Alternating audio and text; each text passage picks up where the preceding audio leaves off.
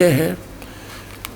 और इसमें यहाँ लिखा है, मुझ दास यानी रामपाल दास को परमेश्वर कबीर साहिब जी संवत 2054 फाल्गुन मास शुक्ल पक्ष एकम मार्च 1997 को दिन के 10 बजे मिले थे तथा सार शब्द की वास्तविकता और संगत को दान करने का सही समय संकेत देकर अंतर्ध्यान हो गए थे।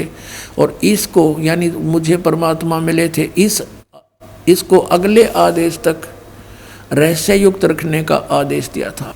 और फिर परमात्मा ने एक और अनमोल खजाना अभी 10 दिन के अंदर अंदर हमें दिया है। ये और आपके रूबरू कराना चाहता है दास, ये देखिएगा।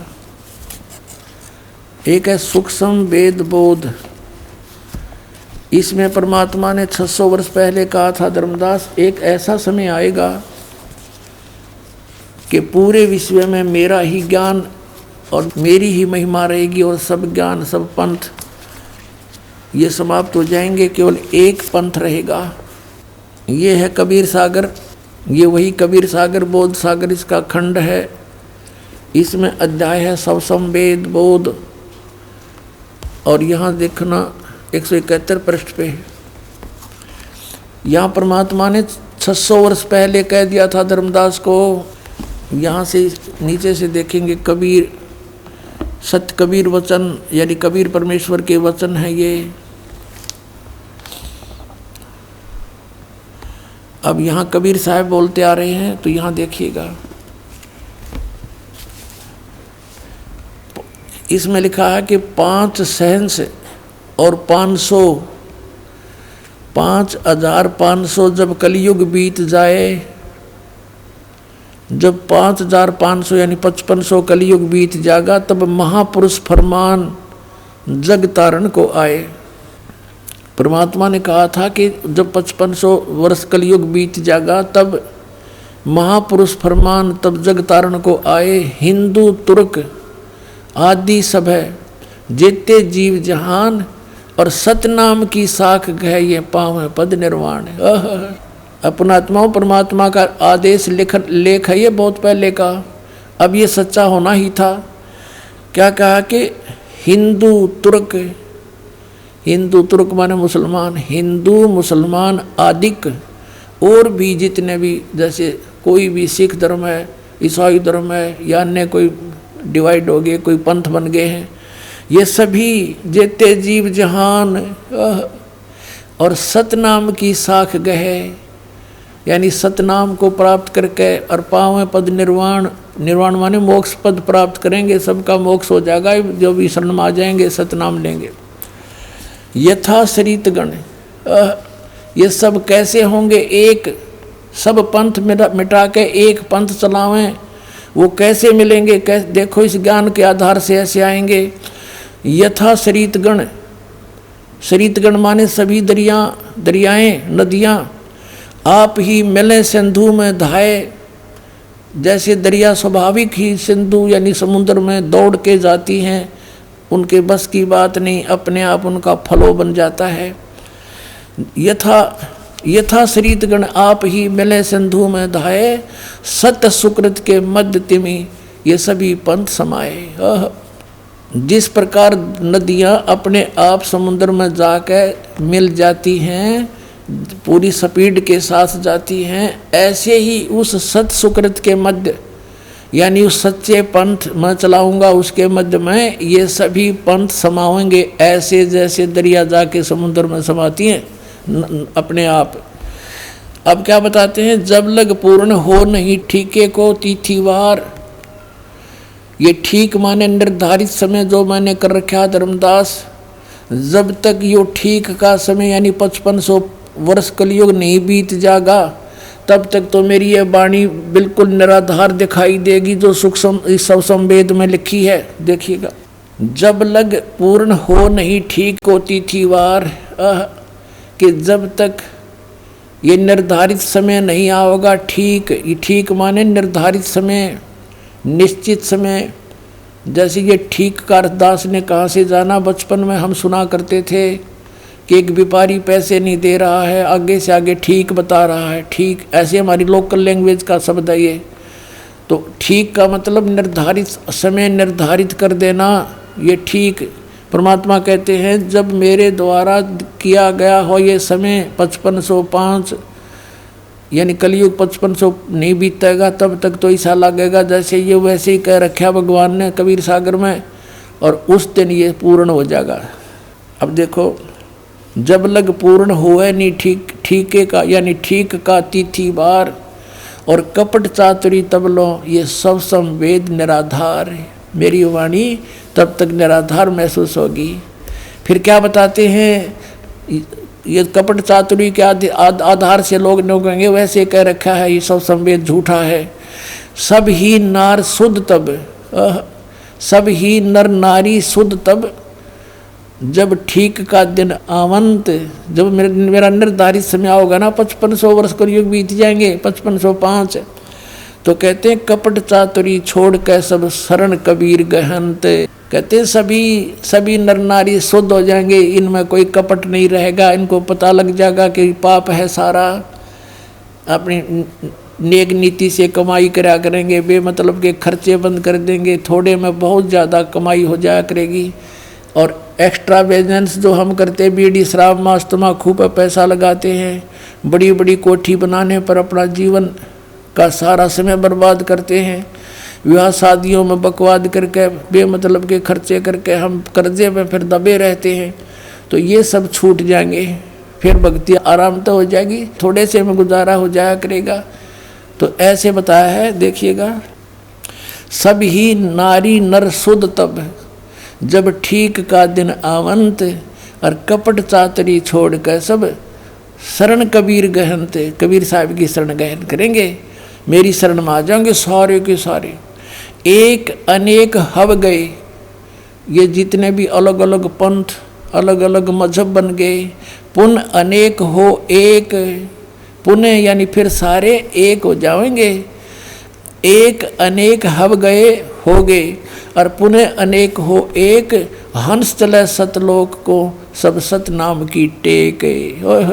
अपनात्मा ये सतनाम की कितनी कीमत बताई है कि सतनाम के जाप से सभी जो शरण में आ जाएंगे कबीर परमेश्वर की इस दास के माध्यम के, रामपाल दास के माध्यम से, तो सभी हंस चले सतलोक। सब कौन? सब जो सतनाम की टेक, सतनाम को प्राप्त करके नियमित रहेंगे, सभी सतलोक चले जाएंगे, टोल के टोल जाओगे, मेला का मेला भरा जाएगा। सत्कर मान लियो पुण्यात्माओं, आपको पता भी नहीं लगेगा। जैसे अब ये बच्चे जाते हैं प्रचार करने, ऐसे जाया करेंगे सतलोक में, चलो सतलोक में, आपका एक कदम सतलोक में होगा। यहाँ से एक अनेक हो गए, पुण्य अनेक हो एक, हंस चले सतलोक को सब सतनाम की टेके। ये सतनाम इन राधा स्वामी वाला का समझना है, परमात्मा ने किसा छुपा के रखा, और जय नकलियाँ का समझ में आ जाता, बैठा बैठ जाता है। कैसे आपको यकीन दिलाते हैं कि वो नकली है और ये असली है? क्योंकि अनअधिकारी से ये सतनाम प्राप्त हो गया ना 2 अक्षर का, उसका वैसे भी यूज नहीं होना, कोई लाभ नहीं होना उससे। वो डुप्लीकेट कोई पासपोर्ट बनाता है तो वो दोनों दोषी होते हैं। तो वो बहुत देर में पता लगता है जब वहाँ जाकर चेकिंग होती है सतलोक में जाते समय, तो फिर तो सब कुछ उजड़ गया होता है। अब तो देखो फिर क्या बताया परमात्मा ने, घर घर बोध विचार हो। ओए होए, मेरे ज्ञान का, बोध माने ज्ञान का, घर घर विचार विमर्श चलेगा और सबकी दुर्मति दूर बहाए, सबकी दुर्मति दूर हो जाएगी। हाहाकार माचरी, यो मेरा, सासू बहू तो लड़े, बहू सास ने के गे लड़े हैं, पड़ोसी के लट्ठम लट्ठा, बान भाई का प्यार रहा नहीं, माया हाय हाय हो रही है। कहते हैं बिल्कुल शांत हो जाएंगे, किसी में या हाय हाय मिट जाएगी, कति पता लग जाएगा कि परमात्मा की भक्ति करने से छुटकारा होगा। और जो मालिक ने देना है वो इतना देगा, तुमसे समाप्त नहीं हो सकता। ये सत्कर मान लेना। ये देखिएगा, घर घर बोध विचार हो, दुर्मति दूर बहाए, कलयुग में एक हो कैस एक है सोई, और बरत सहज सुबाए। कलयुग में ये सभी एक हो के और बरतें सहज सुभाए, सब प्यार से रहा करेंगे। पता लग जाएगा किसी की आत्मा दुखाने से हमें कितनी हानि होती है, कितना दुख भोगना पड़ता है। कहते कहा उग्र का शूद्र हो, डाकू, चोर, लुटेरे, शूद्र, जिसको तुम छोटी जाति के कहते हो, और कोई बुराइयां करते हैं, कहते हैं हर सब की भवभीर, और सो सत समान समदृष्टि है समृत सत कबीर, के सभी उग्र हों चाहे शूद्र हों, डाकू, चोर, सब इस बात को स्वीकार करेंगे कि हम गलती कर रहे हैं, और अपना सच्चाई से के साथ इस मार्ग को ग्रहण करेंगे। और बहुत भीड़ माने बहुसंख्या में लोग इस वस्तु को, सतनाम को, इस पंथ को ग्रहण करेंगे। और वो जो मार्गदर्शक होगा वो समान दृष्टि से, सबको एक दृष्टि से, एक स्वभाव से, एक भाव से व्यवहार करेगा, और वो समर्थ सत कबीर होगा। बोलो सतगुरुदेव।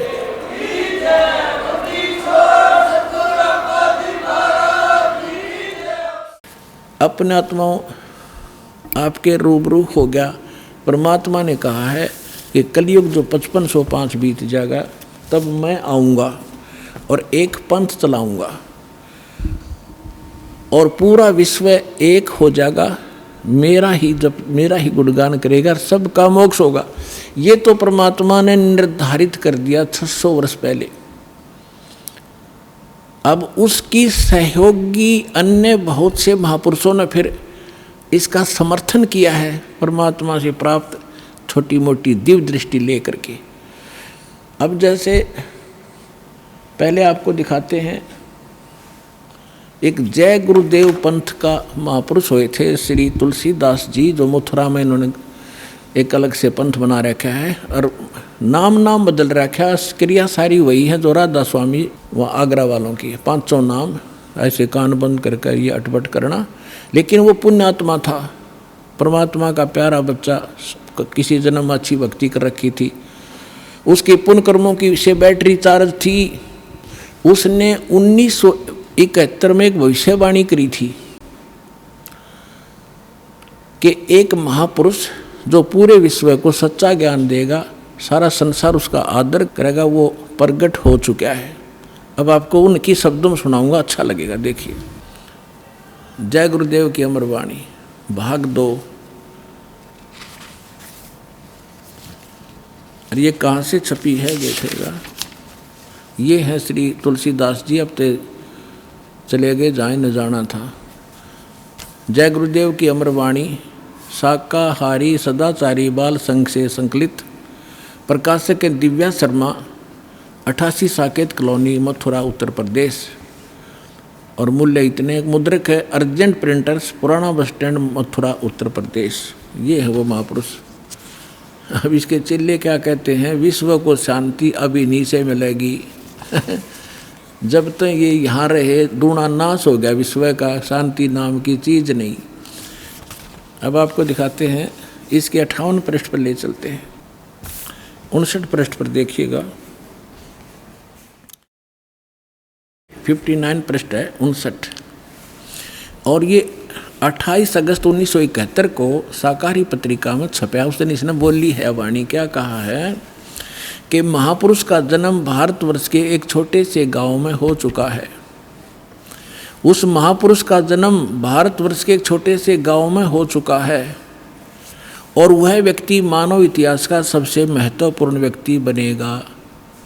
उसे जनता का इतना बड़ा समर्थन प्राप्त होगा कि आज तक किसी को नहीं मिला है। वह महापुरुष नए सिरे से विधान को बनाएगा और वह विश्व के संपूर्ण देशों पर लागू होगा। उसका एक झंडा होगा, उसकी एक भाषा होगी। 28 अगस्त 1971 को इस तुलसीदास जय गुरुदेव वाले पंथ के प्रवर्तक ने ये भविष्यवाणी तो आगे की, उसने बता दी कि इसमें भविष्यवाणी भी है कैसा होगा, और यथार्थ वर्तमान वाणी बता दी, उसका जन्म हो चुका है 1971 में 28 अगस्त को। फिर लोगों ने पूछा कि भगवान ये तो बताओ वो कहाँ है, आप इतना जानते हो तो ये भी बता दो वो कहाँ है, कौन से गांव में है, छोटे से गांव में, ताकि हम उसको खोज लें। तो इसने फिर क्या बताया,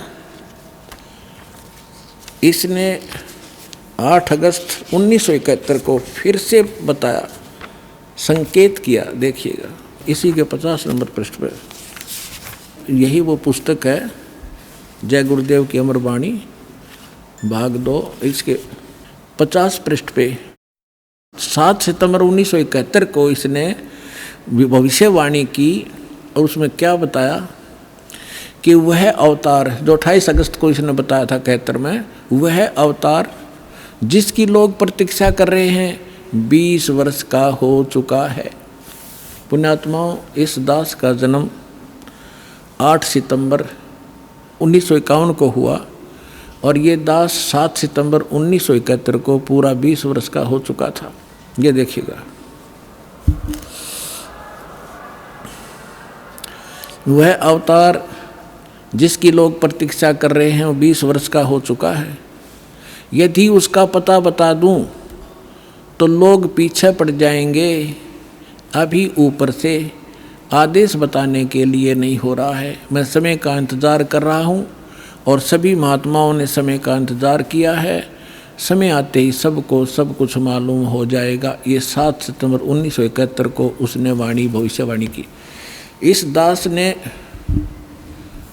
2012 में एक, जैसा कि मीडिया ने उनके भी प्रवचन लिए और हमारे भी लिए, दास ने इस वाणी को पढ़कर एक सत्संग किया था कि यदि इस तुलसीदास जी की आज बैटरी चार्ज हो, 1971 में इसकी बैटरी चार्ज थी, इसकी दिव्य दृष्टि काम करे थी, पुण्य इसके पास बहुत से ढेर सारे थे, इसने उनका नाश कर लिया गलत साधना करके। जैसे इन्वर्टर की बैटरी में पहले से संग्रह की हुई एनर्जी जब तक चलेगी वो चलेगी, यदि चार्जर नहीं लग रहा तो भी चलेगी, लेकिन वो एकदम खत्म होगी यदि चार्जर फिर नहीं लगाता, यानी सत साधना नहीं की।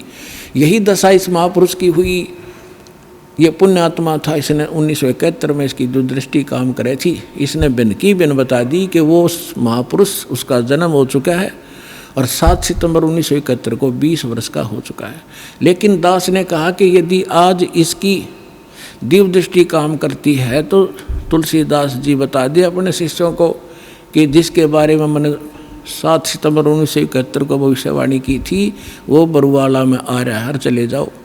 लेकिन उसने ऐसा नहीं किया। लेकिन ऐसा ना करके बल्कि विरोध किया उसके अनुयायियों ने, तो परमात्मा ने उसको इसीलिए जीवित रखा था। 108 वर्ष का हो गया था कि शायद यो अपने ऊपर से भार तार दे और मेरा काम हल्का हो जाए, भगवान ने सोचा था। लेकिन अहंकार भर गया उस प्राणी में, लाखों करोड़ों शेष हो गए। हरिब क्या करेंगे वो करोड़ कहाँ जाएंगे, आप पता नहीं कौन सी योनि भोग रहा होगा। तो दास ने कहा था कि अगर इसके अंदर आज वो दिव्य दृष्टि है तो बता दे, नहीं तो ये फ्यूज हो चुका है। जब उसने नहीं बताया तो 6 महीने के अंदर उसकी टिकट कट गई, चला गया। और एक नास्त्रेदमस नाम के महापुरुष हुए हैं, उन्होंने भी कंप्लीट दास के ऊपर, आपने उसको पढ़ा भी होगा, ज्ञान गंगा के अंदर भी वो आपके लिए भक्तों ने बनाकर भेज रखा है, आपने पढ़ा होगा, नहीं तो पढ़ लेना। उन्होंने टू दी पॉइंट बता रखा है सारा का सारा। और आज कल एक भक्त ने किसी पत्रिका में छपी हुई एक किसी भविष्य वक्ता कोई बहन हुई है, उसकी एक वाणी यहाँ देकर गया, क्योंकि आज तो भगत हमारे पारखू हो गए, विद्वान हो गए, तुरंत समझ जाते हैं कि ये वाणी किसके लिए बोली जा रही है। तो वो यहाँ देकर गए, उसको कल हमने देखा और आज आपके रूबरू कर रहे हैं, जिसके अंदर कमाल कर रखा है। यह पत्रिका जो दास आपको दिखा रहा है, ये केवल 2 पेज देकर गया कोई भक्त, यहाँ किसी भक्त को इसमें पत्रिका का नाम नहीं है, लेकिन इसमें वाणी जो लिखी है ये कमाल की है, देखिएगा, यथार्थ है। इसको फिर भक्तों ने इस YouTube पर भी खोजा है, जो का त्यों पाया है, देखिएगा। अब आपको पढ़कर सुनाएंगे। एक फ्लोरेंस नाम की भविष्य वक्ता हुई है अमेरिका में, और उसने इस दास के बारे में, एक महापुरुष के बारे में, ये तो आप कहने की ज़रूरत नहीं, बार बार कहना अच्छा भी ना लगता, आप पे पता लग जाएगा सब सारे लक्षणों को जब आपके रूबरू किया जाएगा। इसने कहा कि देखिएगा, विश्व प्रसिद्ध भविष्य वक्ता फ्लोरेंस ने भविष्यवाणी की है कि तीसरा विश्व युद्ध नहीं होगा, वह भारत के प्रयासों से टल जाएगा। एक दिव्य महापुरुष की विचारधारा से भारत में एक आध्यात्मिक लोग सत्ता में आएंगे। उस महापुरुष के अनुयायी उनकी इस नई विचारधारा को विश्व में फैलाएंगे। भारत ही नहीं, पूरे विश्व के लोग उस विचारधारा से प्रभावित होंगे। भविष्य वक्ता फ्लोरेंस की महत्वपूर्ण वाणियाँ। अब देखिए, ये है वो, पूरा देखना एक बार। ये है वो बहन जिसका फोटो है, ये चित्र बना है इस पत्रिका के अंदर। ये वो बहन खड़ी है, जैसे एक फिलोसफर की तरह इनकी दृष्टि स्पष्ट दिखाई दे रही है। अब इसके हम आगे और पढ़ेंगे तो आनंद घना आएगा। इसके हमने फोटो स्टेट कर रखी है, इसमें निशान लगा रखे, इसमें कुछ उभरे हुए अक्षर हैं, अच्छे पढ़े जाएंगे। देखिए, इसमें ज़्यादा ना पढ़ के हम अपने काम का पढ़ेंगे। वो हमने 53 पर पढ़ा था, ये हमने 53 पृष्ठ है इसका, इस पर पढ़ा था। ये यहाँ 53 पृष्ठ है, यहाँ देखा था 53 पृष्ठ पे। और अब हम यहाँ पढ़ेंगे 54 पृष्ठ पे। ये 54 पृष्ठ है। अब देखिएगा यहाँ क्या लिखा है। पहले उसने बताया कि इस प्रकार बहुत सी भविष्यवाणियाँ इसकी, इराक के राष्ट्रपति सद्दाम हुसैन ने अमेरिका से युद्ध किया, इस प्रकार की बहुत सी खतरा मंडला रहा था, टल गया। फ्लोरेंस की इतनी भविष्यवाणियाँ सच साबित हुई हैं कि कोई उनकी भविष्यवाणियों पर शक तक नहीं कर सकता। वैज्ञानिक भी उनकी भविष्यवाणियों के सच होने से आश्चर्यचकित हैं। फ्लोरेंस ने अपनी भविष्यवाणी में कई बार भारत का जिक्र किया है। The fall of sensational culture नाम की अपनी पुस्तक में उन्होंने लिखा है, सन 2000 आते आते प्राकृतिक संतुलन भयावह रूप से बिगड़ेगा। यानी लोगों में दुराचार, रिश्वतखोर, हाहाकार, बेईमाना घर कर जाएगा। लोगों में आक्रोश का भावना प्रबल होगी, दुराचार पराकाष्ठा पर होगा। पश्चिम देशों के विलासितापूर्ण जीवन जीने वालों में निराशा, बेचैनी और अशांति होगी। अतृप्त अभिलाषाएं और जोर पकड़ेंगी, जिससे उनकी अपनी कटुता बढ़ेगी। चारों ओर हिंसा और बर्बरता का वातावरण होगा। गरीब संपन्न व्यक्तियों की संपत्ति छीनेंगे, ऐसा वातावरण होगा और चारों ओर हाहाकार मच जाएगा। अब देखो, अब ये भविष्य वक्ता कह रही है कि अगर वो संत ना आता तो ऐसी दशा भारत की हो जाती, लोग एक दूसरे ने लूटने लग जाते। अब इसने तुरंत फिर क्या कहा कि उस संत की विचारधारा से वो घातक माहौल टल जाएगा। देखिए, ऐसा वातावरण होगा और चारों ओर हाहाकार मच जाएगा। ऐसा हाहाकार मच जाएगा, लेकिन भारत से उठने वाली एक नई विचारधारा, लेकिन भारत से उठने वाली एक नई विचारधारा इस घातक वातावरण को समाप्त कर देगी। वह विचारधारा वैज्ञानिक दृष्टि से लोगों में सामंजस्य और आपसी भाईचारा और भाईचारे का महत्व समझाएगी। वह यह भी समझाएगी कि धर्म और विज्ञान में आपस में विरोध नहीं है। आध्यात्मिकता की उच्चता और भौतिकता का खोखलापन सबके सामने उजागर करेगी।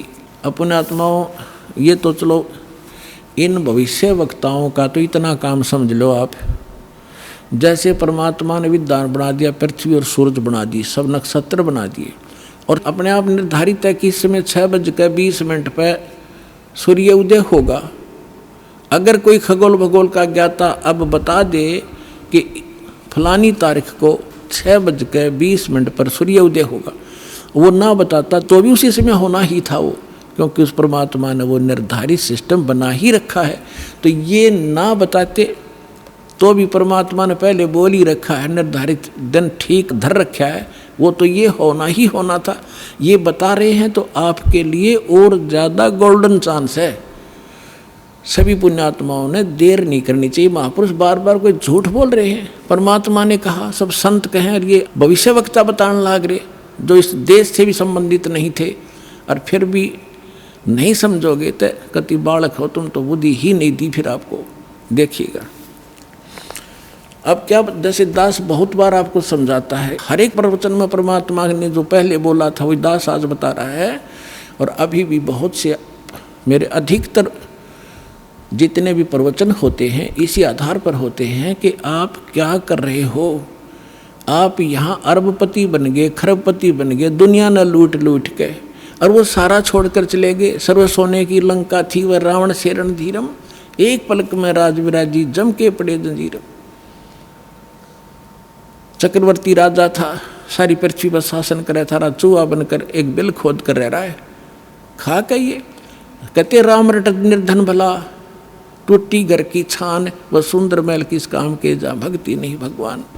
तो यहाँ ये बताना चाह रहे हैं, ये माइन बहन ने बताया है कि वो संत की विचारधारा से आध्यात्मिकता की उच्चता और इस भौतिकवाद का खोखलापन उजागर होगा।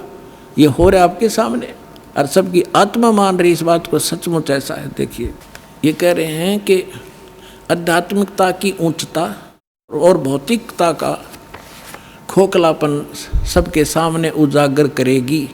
मध्य वर्ग उस विचारधारा से बहुत प्रभावित होगा। आप जितने यहाँ रहे हो बिल्कुल मीडियम वर्ग के बच्चे हो सारे, बिल्कुल। और देखो कैसे आप उमड़ उमड़ कर आ रहे हो, कैसे मान रहे हो दास ने जो बोल दिया फाइनल है, ना किसी को लेना है ना देना है। विवाह एक सिंपल वे से करना है। हम विवाह के ऊपर इतना खर्चा कर देते हैं, फिर आगे सूचक बात पता नहीं कितने कुबाड़ हमने सर पर रख लिए। जब ब्रह्मा विष्णु महेश का ब्याह किया था दुर्गा ने, ना कोई बाती था ना बराती था, ना कोई जलेबी तारे था, ना कोई डीजे बजानिया था। उठाकर कह दिया ले भाई ब्रह्मा या तेरी पत्नी सावित्री अपना घर बसा बेटा, लक्ष्मी दे दी विष्णु को ले बेटा या तेरी पत्नी जाओ अपना घर बसाओ, और शंकर जी को पार्वती दे दी जाओ भाई, हो गया ब्याह। और ये बाकी बकवाद तो बेमतलब की हैं जो हम किया करते थे, अपने सिर पर बोझ धर लिया सारा जीवन इन बकवादों के लिए, जोड़े जाते लुटे जाते यहीं फूक जाते। अब देखिएगा खोखलापन उजागर कर देगी। मध्य वर्ग उस विचारधारा से बहुत प्रभावित होगा। यह वर्ग समाज के सभी वर्गों को अच्छे समाज के निर्माण के लिए उत्प्रेरित करेगा। यह विचारधारा पूरे विश्व में चमत्कारी परिवर्तन लाएगी। मुझे अपनी छठी अतीन्द्रिय शक्ति से ये एहसास हो रहा है कि इस विचारधारा को जन्म देने वाला एक महान संत भारत में जन्म ले चुका है।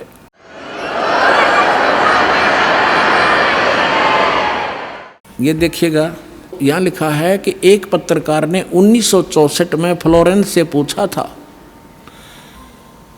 और 1980 की शुरुआत तक व्यापक उथलपुथल 80-89 के बाद ऐसे भूकंप आएंगे कि न्यू जर्सी का कुछ हिस्सा तथा यूरोप और एशिया के कई देशों के स्थानों पर भूकंप से विदीर्ण हो जाएंगे, कुछ जलमग्न हो जाएंगे। तृतीय विश्व युद्ध का आतंक सबके दिमाग में बैठ जाएगा। वे इस युद्ध की तैयारी कर लेंगे, लेकिन भारतीय राजनेता नहीं उस संत की तरफ से शिकार है, तीसरे युद्ध से वो समाप्त कर दें। तो 1964 तक यह जीवे थी। 1964 में तो ये युवा थी जो बता रही थी, 10, 20, 30 वर्ष और भी रहेगी, 94-95 तक यह जीवे थी। तो इसने उस समय बता दिया था, 1964 में भी इसने बता दिया था कि उसका जन्म हो चुका है। और उसको दृष्टि आगे की जो वर्तमान का जो दास की सती थी अब की है वो भी दिखाई देती। देखिएगा मुझे अपनी छठी अंतीन्द्रिय यानी अंदर के आभास से शक्ति से ये एहसास हो रहा है कि इस विचारधारा को जन्म देने वाला वह महान संत भारत में जन्म ले चुका है। उस संत के ओजस्वी व्यक्तित्व का प्रभाव सबको चमत्कृत करेगा। उसकी विचारधारा अध्यात्म के कम होते जा रहे प्रभाव को फिर से नई स्फूर्ति देगी। चारों ओर आध्यात्मिक वातावरण होगा। ओए होए, दास बार बार कहता रहा है कि यदि परमात्मा इस दास के माध्यम से फिर से अपनी यथार्थ भक्ति नहीं प्रारंभ करते तो आने वाले 50 वर्ष के बाद हिंदुस्तान में कोई राम कहानियाँ नहीं पाओ, ऐसी हाहाकार मच जाती। तो इसमें यही कहा है कि वो फिर गिरते हुए अध्यात्म सत्र को फिर से उभारेगा, इसका ये भावार्थ है। उस संत के ओजस्वी व्यक्तित्व का प्रभाव सबको चमत्कृत करेगा। उसकी विचारधारा अध्यात्म के कम होते जा रहे प्रभाव को फिर से नई स्फूर्ति देगा। चारों ओर आध्यात्मिक वातावरण होगा। संत की विचारधारा से प्रभावित लोग विश्व के कल्याण के लिए पश्चिम की ओर चलेंगे। धीरे धीरे एशिया, यूरोप, अमेरिका पर पूरी तरह छा जाएंगे। उस संत की विचारधारा से पूरा विश्व प्रभावित होगा। उनके चरण चिन्हों पर चलेगा। पश्चिमी देश के लोग उन्हें ईसा, पश्चिमी देश के लोग अमेरिका, इंग्लैंड आदि उन्हें ईसा, मुसलमान उन्हें एक सच्चा रहनुमा, और एशिया के लोग उन्हें भगवान का अवतार मानेंगे। उस महासंत की विचारधारा से बौद्धिक क्रांति आएगी। बौद्धिक माने अच्छी बुद्धिमान लोग उसके साथ होंगे। देखो, बुद्धिजीवियों की मान्यताएं बदलेंगी। जो ये अंग्रेज पाके बैठे बड़े बड़े अफसर कहते हैं, नवी सोचने पर विवश होना पड़ेगा कि तुम कर क्या रहे हो, करना क्या चाहिए था। बुद्धिजीवियों की मान्यताएं बदलेंगी। उनमें ईश्वर के प्रति श्रद्धा और विश्वास की कोपलें फूटेंगी। फ्लोरेंस के अनुसार वह संत भारत में जन्म ले चुके हैं। वह इस संत से काफ़ी प्रभावित थी। अपनी एक दूसरी पुस्तक golden light of new era में भी उन्होंने लिखा है कि जब मैं ध्यान लगाती हूँ तो अक्सर एक संत को देखती हूँ, गौर वर्ण के यानी गोरे वर्ण के। उस संत के ललाट पर गजब के तेज होता है। उनके ललाट पर आकाश से एक नक्षत्र के प्रकाश की किरणें निरंतर बरसती रहती हैं। ओए अपने आत्माओं, आप देखिएगा, ये इस तरह आती हैं ये जैसे परमात्मा बैठे हैं सतलोक में, वहाँ से इस दास के ऊपर ये ऐसी अपनी किरण बरसा रहे हैं। यहाँ से आकाश से आ रही है और दास के ऊपर परमात्मा की शक्ति निरंतर चल रही है। उसी से आगे आपको कनेक्शन दिया जा रहा है। अब उसी को ये बहन बता रही है फ्लोरेंस, अपनी दिव्य दृष्टि से देख कर के उसके ऊपर माथे पर यानी उसके सिर पर ऊपर से आकाश से नक्षत्रों से एक लाइट निरंतर आ रही है जो उसके माथे पर बरस रही है, और वही शक्ति आगे आप में जा रही है। देखिएगा, जब मैं ध्यान लगाती हूँ तो अक्सर उस एक संत को देखती हूँ गौर वर्ण के। अब देखो, यहाँ थोड़ा सा लिखना भूल गया। फिर इन भक्तों ने अपना ने एक बुक इसने बताई है, देखिएगा, एक दूसरी पुस्तक golden light of new era, ये एक बुक है। इस बुक के आधार से भक्तों ने एक वेबसाइट से निकाला है, वेबसाइट से इसकी से इंग्लिश में है उसकी वाणी। वो इस प्रकार देखिएगा, यही है, I can clearly visually A golden era divine. वो कहती है मैं देखती रहती हूँ। यहाँ देखना, यहाँ पर है जो हिंदी उसने किया वो यहाँ से है। When I enter great flights of meditation I visualise, मैं देखती हूँ। ये क्या कहती है बहन कि जब मैं ध्यान की गहन ऊंचाइयों को छूती हूँ, यानी जब मैं ऊपर उड़ती हूँ ध्यान से, तो मैं क्या देखती हूँ, देखिएगा। When I enter great flights of meditation I visualise such a great saint who is fair skinned, यानी फेयर स्किन्ड माने साफ वर्ण का, गौर वर्ण का, विद वाइट हेयर, उसके बाल सफ़ेद हैं, white hair, and without a beard and moustaches, वो बिना दाढ़ी मूछ का है।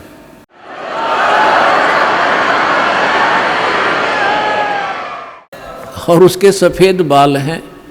दास की इस एज को वो उस समय देख रही थी कि उस समय वो ढूंढा ठावेगा।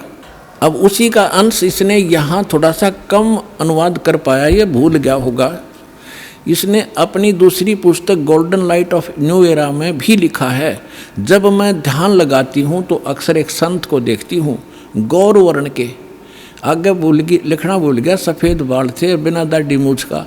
अब दरअसल क्या है कि ये कोई पत्रकार ने उस वाणी को, उसकी बोली हुई को अपने ढंग से चित्रार्थ किया है।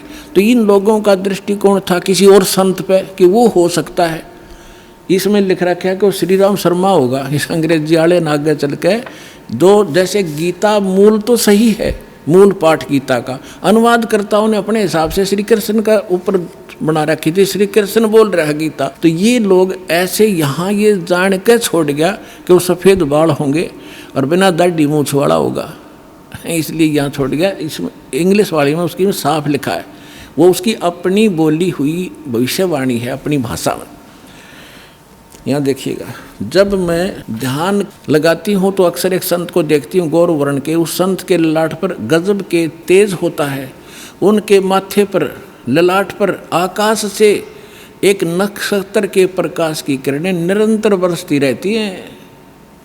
मैं देखती हूँ कि वह संत अपनी कल्याणकारी विचारधारा तथा अपने सच्चरित्र प्रबल अनुयायियों की शक्ति से पूर्ण विश्व में नए ज्ञान का प्रकाश फैलाएगा। आप देख रहे हो, बंदी छोड़ के बच्चे कहाँ जा करके दूर दूर जा करके आज प्रचार कर रहे हैं परमात्मा के ज्ञान का। वह संत अपनी कल्याणकारी विचारधारा तथा अपने सच्चरित्र प्रबल अनुयायियों की शक्ति से संपूर्ण विश्व में नए ज्ञान का प्रकाश फैला रहे हैं। वह संत अपनी शक्ति निरंतर बढ़ा रहे हैं। उनमें इतनी शक्ति है कि वह प्राकृतिक परिवर्तन भी कर सकते हैं।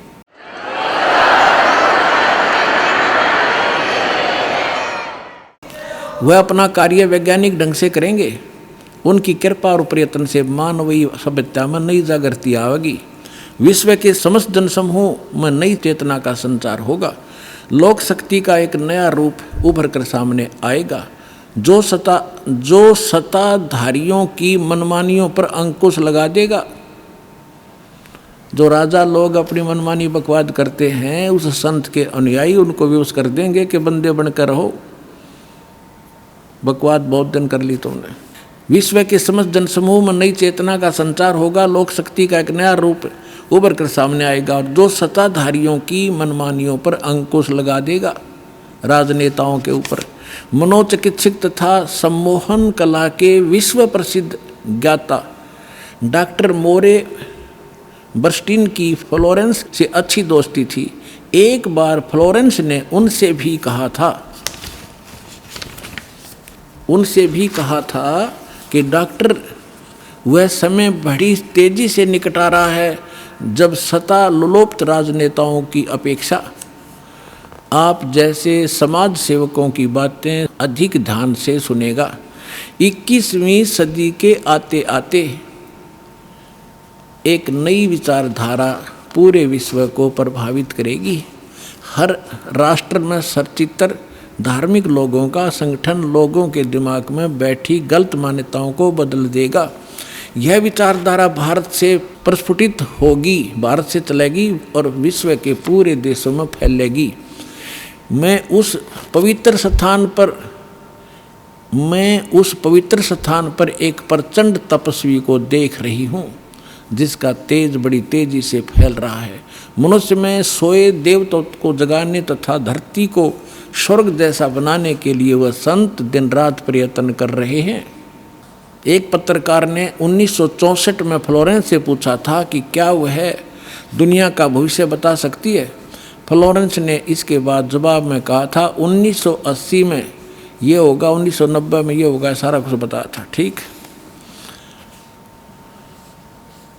आगे क्या बताया है कि तीसरा विश्व युद्ध के शुरू होने तक भारत के शासन की बागडोर, ये कहते हैं कि विश्व युद्ध का आतंक सबके दिमाग में बैठ जाएगा और भारतीय राजनेता अपने प्रभाव और बुद्धि से तीसरे विश्व युद्ध को टालने में सफल हो जाएंगे। तीसरे विश्व युद्ध के शुरू होने तक भारत के शासन की बागडोर आध्यात्मिक वृत्ति के लोगों के हाथ में होगी, इसलिए उनके प्रभाव से विश्व युद्ध टलेगा। वे शासक एक महान संत के ओजस्वी तथा क्रांतिकारी विचारधारा से प्रभावित होंगे। वे उस संत के प्रति उसी तरह समर्पित होंगे जैसे वाशिंगटन स्वतंत्रता एवं मानवता के प्रति समर्पित थे। न्यूजर्सी की रहने वाली, न्यूजर्सी कोई शहर है अमेरिका में, न्यूजर्सी की रहने वाली फ्लोरेंस सचमुच एक विलक्षण महिला थी। एक बार नोबेल नामक एक व्यक्ति ने इसने ये बताना चाहा है, पत्रकार ने दिखाना चाहा है कि एक पत्रकार था अमेरिका का और वो इसका इंटरव्यू ले रहा था और वो इंटरव्यू टीवी पर चला रखा था डायरेक्ट लाइव। ये पूछ रहा है कि आप एक संत के बारे में तो बहुत बता रही हो, लेकिन मेरे बारे में बताओ कुछ। जो प्रकरण इतना ही जिसमें ना पढ़ के मैं वैसे बता दूं, जल्दी निमट जाएगी बात। तो फ्लोरेंस ने कहा कि तेरे विषय में बताऊं।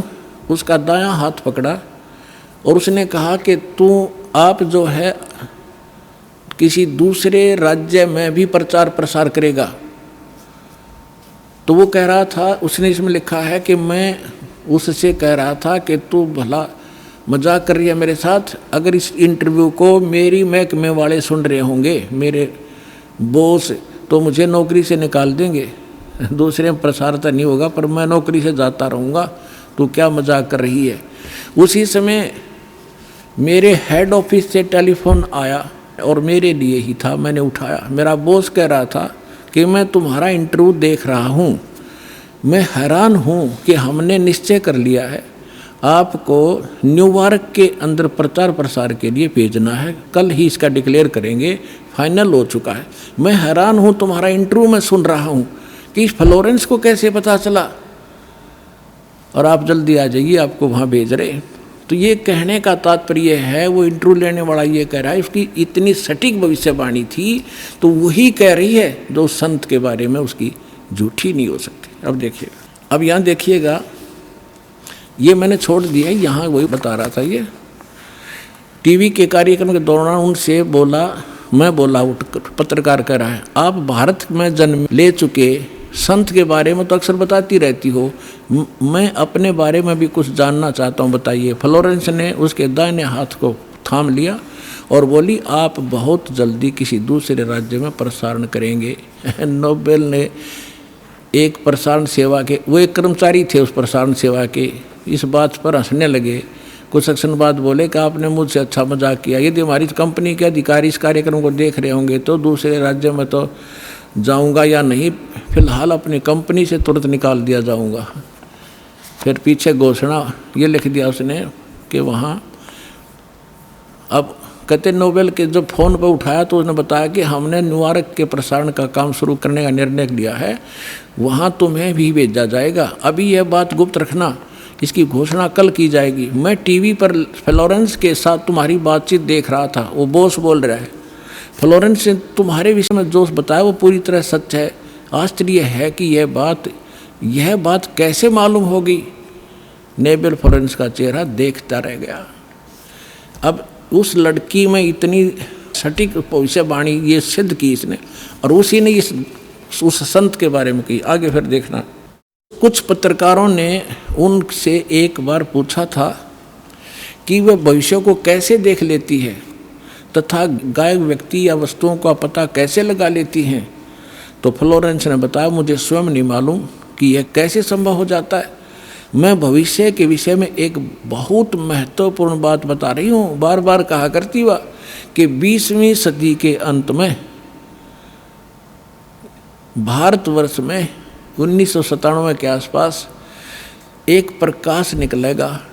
वह प्रकाश पूरी दुनिया को उन दैवी शक्तियों के विषय में जानकारी देगा जो अब तक हम सभी के लिए रहस्यमय बनी हुई थी। एक दिव्य महापुरुष द्वारा यह प्रकाश पूरे विश्व में फैलेगा। वह सभी को सतमार्ग पर चलने की प्रेरणा देगा। समस्त दुनिया में एक नई सोच की ज्योति फैलेगी। जब मैं ध्यान अवस्था में होती हूँ तो अक्सर यह दिव्य महापुरुष मुझे दिखाई देते हैं। फ्लोरेंस ने एक बार कहा, इस संत या दिव्य महापुरुष का जिक्र किया है, साथ ही यह भी बताया है कि उत्तरी भारत के एक पवित्र स्थान पर वह मौजूद है, बरवाला में।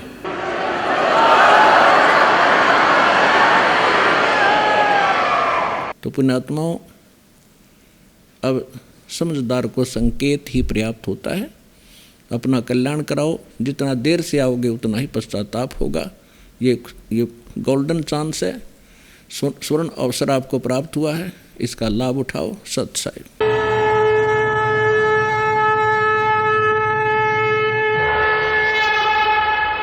आइए अब हम उन श्रद्धालुओं के अनुभव जानते हैं जो जगत गुरु तत्वदर्शी संत रामपाल जी महाराज जी से दीक्षा प्राप्त कर चुके हैं तथा उनके द्वारा बताए गए भक्ति मार्ग पर चल रहे हैं। क्या नाम है जी आपका? सर मेरा नाम ओम प्रकाश दास है।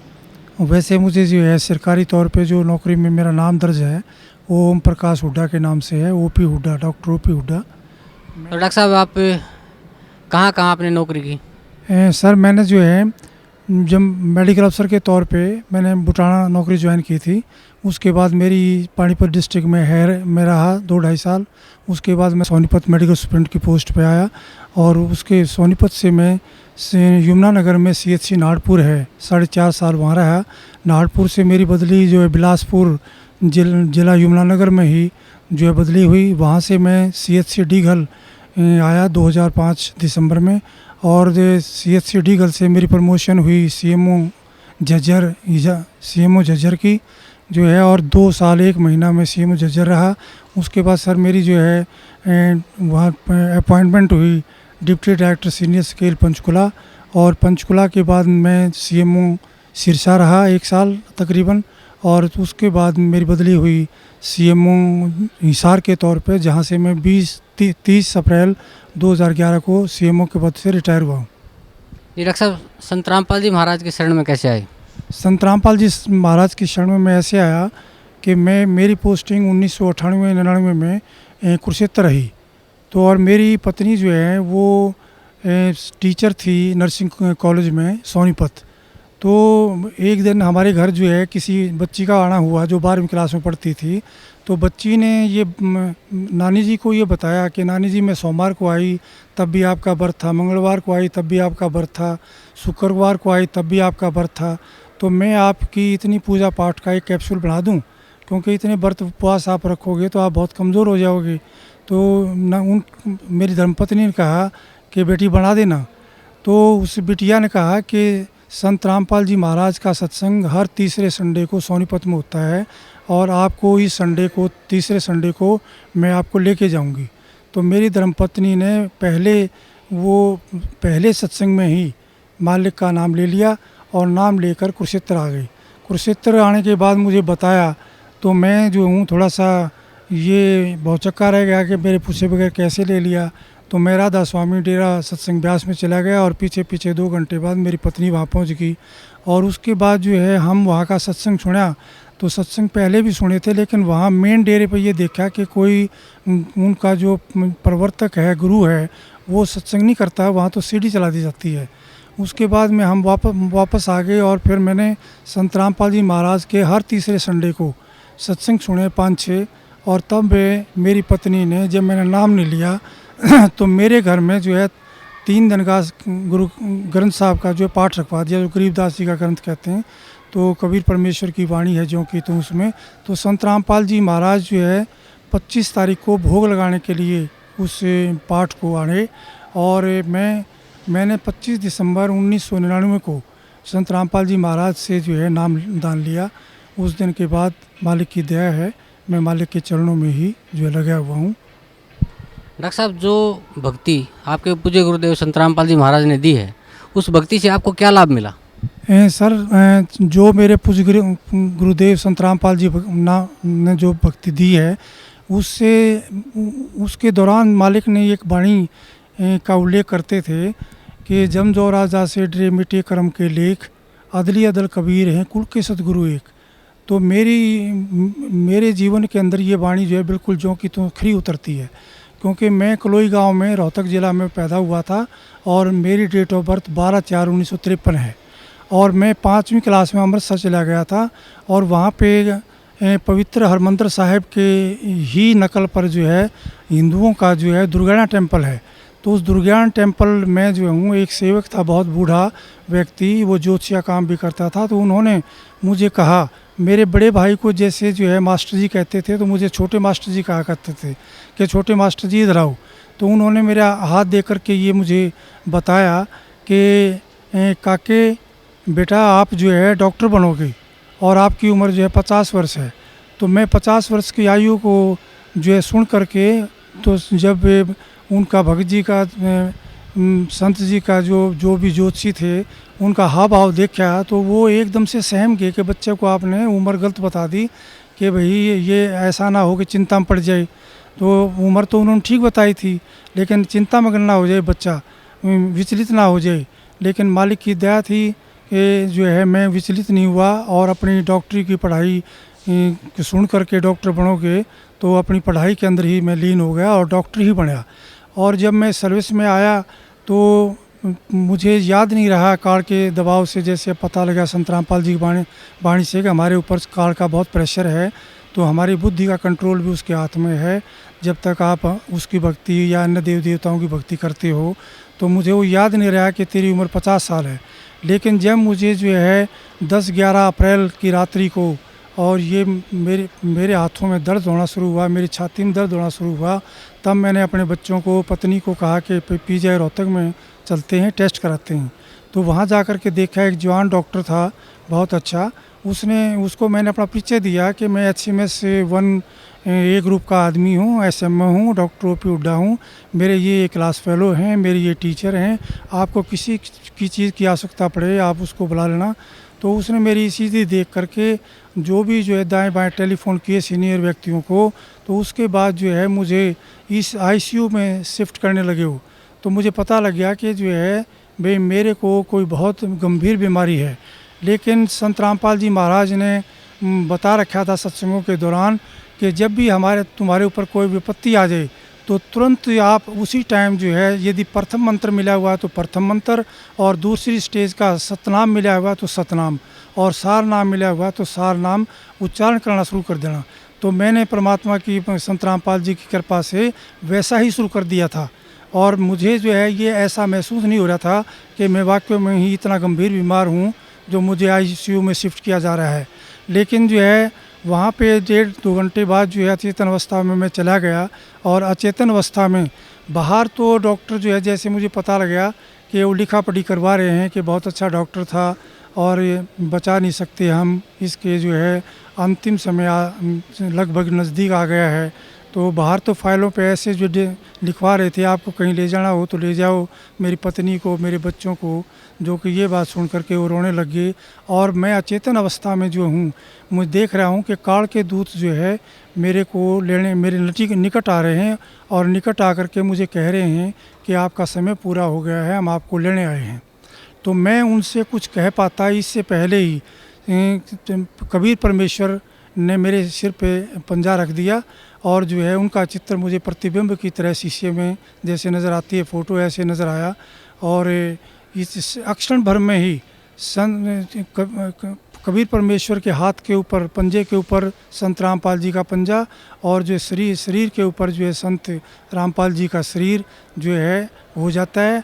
तो जो है संत रामपाल जी ये कहते हैं कि कबीर परमेश्वर ने आपकी जो है उम्र जो है भक्ति के लिए बढ़ा दी है। तो इस बात पर मेरा बहुत रोना छूट जाता है कि मालिक, आप ही स्वयं कबीर परमेश्वर है, आप चोला धारण करके आए हो, आप ही जो है ये सारे खेल कर रहे हो मालिक, आप ही कबीर परमेश्वर हैं। और इस काल के लोक में मालिक आपकी दया के बगैर कोई भक्ति नहीं कर सकता, आप ही भक्ति करा सकते हो मालिक। तो इतना कहकर मुझे रोना छूट जाता है। और काल के दूत जो है संत रामपाल जी महाराज को देख कर के दूर भागने लग जाते हैं, और मैं अचेतन अवस्था में अपना सो जाता हूँ। तो जब 3 दिन मुझे ICU में हो गए तो मैं उठ कर के जो है बाथरूम में पेशाब करने के लिए, बाथरूम के लिए जाने लगा। तो एक सीनियर डॉक्टर का राउंड हो रहा था, प्रोफेसर का, तो उनमें से एक सीनियर डॉक्टर भाग कर के आया। उसने जो मुझे पकड़ के कहा, डांटा कि डॉक्टर साहब तुम क्या कर रहे हो, तुम्हें कोई अकल नहीं है, तुम्हें जो इतना भयंकर हार्ट अटैक हुआ था, हम हैरान है कि आप बच कैसे गए हो, तुम आपको पैदल नहीं चलना है बिल्कुल, तो आप बैठो अपने बेड पे, व्हील चेयर मंगाते। तो इस प्रकार से संत रामपाल जी महाराज ने मेरी उम्र दान दिया। संत रामपाल जी महाराज के बारे में मैंने अपने मेडिकल PGI MS के स्टाफ को, डॉक्टरों को बताया, लेकिन जो है परमात्मा के बगैर संत रामपाल जी की महाराज की के बगैर जो है कोई किसी, ये आध्यात्मिक चैनल है जो हर एक में प्रेजेंट है, ये आध्यात्मिक चैनल और नहीं हो सकता। मालिक जिसका आध्यात्मिक चैनल ऑल करते हैं वही हज़ारों किलोमीटर दूर से और देश विदेशों से यहाँ पर के मालिक की वाणी सुनने के लिए, मालिक के पथ पे चलने के लिए आ रहे हैं। तो मालिक की जैसी वाणी है, मुझे ये भी मैं उनको अपने कर्मचारी अधिकारियों को सुना करता था कि मासा घटे ना तिल बढ़े, विध ना लिखे जो लेख, और साचा सतगुरु मेट कर ऊपर मार दे मेघ। ये मालिक मेरे साथ बिल्कुल जो का तो कर दिया आपने कि काल में लिखा हुआ है कि मैं एक भी सांस तुम्हें जितना दे रखा है उसको बढ़ाऊंगा नहीं, ना वो बढ़ा सकता है, ना उसकी पूजा पाठ से बढ़ सकता है, ना देव देवताओं की पूजा पाठ से ये बढ़ सकते हैं। मालिक ये आप ही कर सकते हो, आप सत्य हो, आपकी वाणी सत्य है मालिक, आपका विज्ञान सत्य है, आप पूर्ण परमेश्वर हो। संत रामपाल जी महाराज आप जो चाहे सो कर दें, 14 कोट दूध जम डरी, ऊद बूझ जम त्रास निवारे, चित्रगुप्त के कागज़ फाड़े। मालिक आप चित्रगुप्त के कागज़ फाड़ दिए आपने, मेरी उम्र बढ़ा दी मालिक। मेरी धर्मपत्नी श्रीमती शीला हुड्डा 6/12/4 को PGIMS रोहतक में दाखिल हुई। तो मेरी उस टाइम नाहरपुर CHC में पोस्टिंग थी SMO के पद पर। तो मुझे टेलीफोन गया यमुनानगर ज़िले में है ये CHC। मुझे टेलीफोन गया तो मैं वहाँ आया और ये मालिक की आज्ञा ले चुके थे कि जी ऐसा ऐसा हो गया। तो मालिक ने कहा कि अपना इलाज कराओ। तो मेरी पत्नी को वहाँ मैं आया, मैंने देखा स्पेशल वार्ड मिला हुआ था। तो ये जो भी डॉक्टर आता, जो भी जो कर्मचारी आता वहाँ पे ये कह कर के जो है रोने लग जाती थी कि मेरी आँख क्या ठीक हो जाएगी, क्योंकि इनकी आँख में बैंगापन हो गया था। तो उस बैंगनपन की वजह से जितने भी डॉक्टर आते वो यही कह करके जाते कि हमारे बस की बात नहीं है। जैसे आई डिपार्टमेंट से दाखिल हुए थे तो आई डिपार्टमेंट वालों ने कहा कि हमने सारे टेस्ट करा लिए हैं, आप न्यूरोलॉजी वालों को दिखाओ। न्यूरोलॉजी वालों को दिखाते रहे, उन्होंने कहा कि कोई भी डिफेक्ट नहीं है, इनका MRI, कैट स्कैन, अल्ट्रासाउंड सब कर लिया हमने, तो हमें कोई डिफेक्ट नज़र नहीं आता है। और मैं खुद स्वयं जो आई सर्जन हूँ, MSMD डॉक्टर हूँ, तो आँखों के ऑपरेशन जो मैंने बहुत किए हैं। तो मैं भी हैरान था कि कोई भी जब डिफेक्ट नहीं है किसी में चीज़ में तो ये ठीक क्यों नहीं हो रही हुई है, दवाई क्यों नहीं लग रही है। तो इस प्रकार से वो लगभग जो है 7-8 दिन जो है इधर से उधर स्पेशलिस्टों की जो है राय लेते रहे और हार कर उन्होंने जो कहा कि आपने कोई ऑल इंडिया या किसी अन्य स्थान पर दिखाना है तो दिखा लो, और ये पता नहीं ठीक होगी कि नहीं होगी, हमारी समझ में जो है इनकी बीमारी नहीं आई है। तो उसके बाद जो है ये संत रामपाल जी का सत्संग था बरवाला में, क्योंकि करौथा में भी सत्संग करते थे। ये 14 दिन के बाद जो यहाँ एक सत्संग यहाँ बरवाला में मालिक का होता था, संत रामपाल जी महाराज का। तो ये बस में बैठ कर के हमें बता करके कि मैं वहाँ जा रही हूँ, और ये बस में बैठ कर के यहाँ आई और संत रामपाल जी महाराज सतगुरु से जो है के चरणों में बैठकर रोते हुए उन्होंने बताया कि मालिक देखो मेरी आँख ठीक नहीं हो रही है, डॉक्टर ने जवाब दे दिया है आप ही मालिक, आप उम्र बढ़ा सकते हो तो आप क्या नहीं कर सकते मालिक। तो मालिक ने कहा कि मेरी तरफ देखो मैं कितने नज़र आता हूँ, आप 2 नज़र आते हो मालिक। दोबारा जो है नीचे करके गर्दन इन्होंने चरणों की सेवा करते टाइम दोबारा मालिक ने कहा देखो कितने नज़र आता हूँ मैं, मेरा 2 नज़र आते हो मालिक, मैं झूठ नहीं बोलूँगी। फिर तीसरी बार मालिक ने कहा कि अब देखो आप। तो मालिक ने जो है सिर पे हाथ रखा हुआ था, तो माँ ये कहने लगी मालिक एक नज़र आते हैं बिल्कुल, मैं बिल्कुल ठीक हो गई हूँ मालिक। तो ऐसे दयालु है परमात्मा, सतगुरु जो चाहे सो करिए, 14 कोट दूर जम डरी। ये मालिक आपकी वाणी सत्य, आप सत्य, आपने वाणी में बताया मालिक कि जय सतगुरु मिलते नहीं, जाते यम के द्वार, यम द्वारे में दूत सब करते खींचा तान, उन तक वो ना छूटता फिर था चाँदों खान, चारों खाने में भरम था कबू न लगता पार, सो फेरा सब मिट गया मेरे सतगुरु के दरबार। हे मालिक, मालिक आपने बड़ी दया करी, आपने जो है मेरी उम्र बख्शी, लेकिन मालिक के दरबार में आने से ये एक सच्ची भक्ति है और सच्चे पुरुष हैं और सत्पुरुष हैं, और ये स्वयं कवि परमेश्वर ही आए हुए हैं चोला बदल करके, तो ये जो चाहे सो कर दे। तो मालिक ने हमें ऐसा सच्चा ज्ञान दिया है जो धरती के ऊपर कहीं भी उपलब्ध नहीं है, क्योंकि मैं अपने परिवार सहित, बच्चों सहित जो है, पहले हमारी समाजी तो थे ही, क्योंकि रोहतक जिले से बिलोंग करते थे और डीएवी स्कूल, डीएवी कॉलेज में पढ़ा। उसके बाद जो है हमने जैन मुनियों का नाम लिया, उसके बाद हम ब्रह्म कुमारी आश्रम में भी माउंट आबू गए, उनका भी 1.5-2 साल नाम लिया। उसके बाद जो है एक हमने साईं जी पंजाबी गुरु थे 80 साल के, 10 साल तक वो बनाए। उसके बाद संत रामपाल जी महाराज मिले, तो ये पता लगा कि उनके पास तो कोई भक्ति मार्ग था ही नहीं, कोई मंत्र है ही नहीं, कोई प्रमाण ही नहीं उनके पास।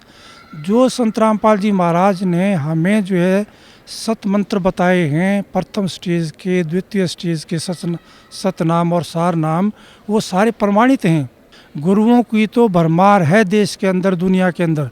सतगुरु वही है जो सच्ची सच्ची बात बताए परमेश्वर के बारे में, इस जीवन में भी सुख दे और जो है हमें मोक्ष भी दे, सतलोक के रास्ते पर चलाए।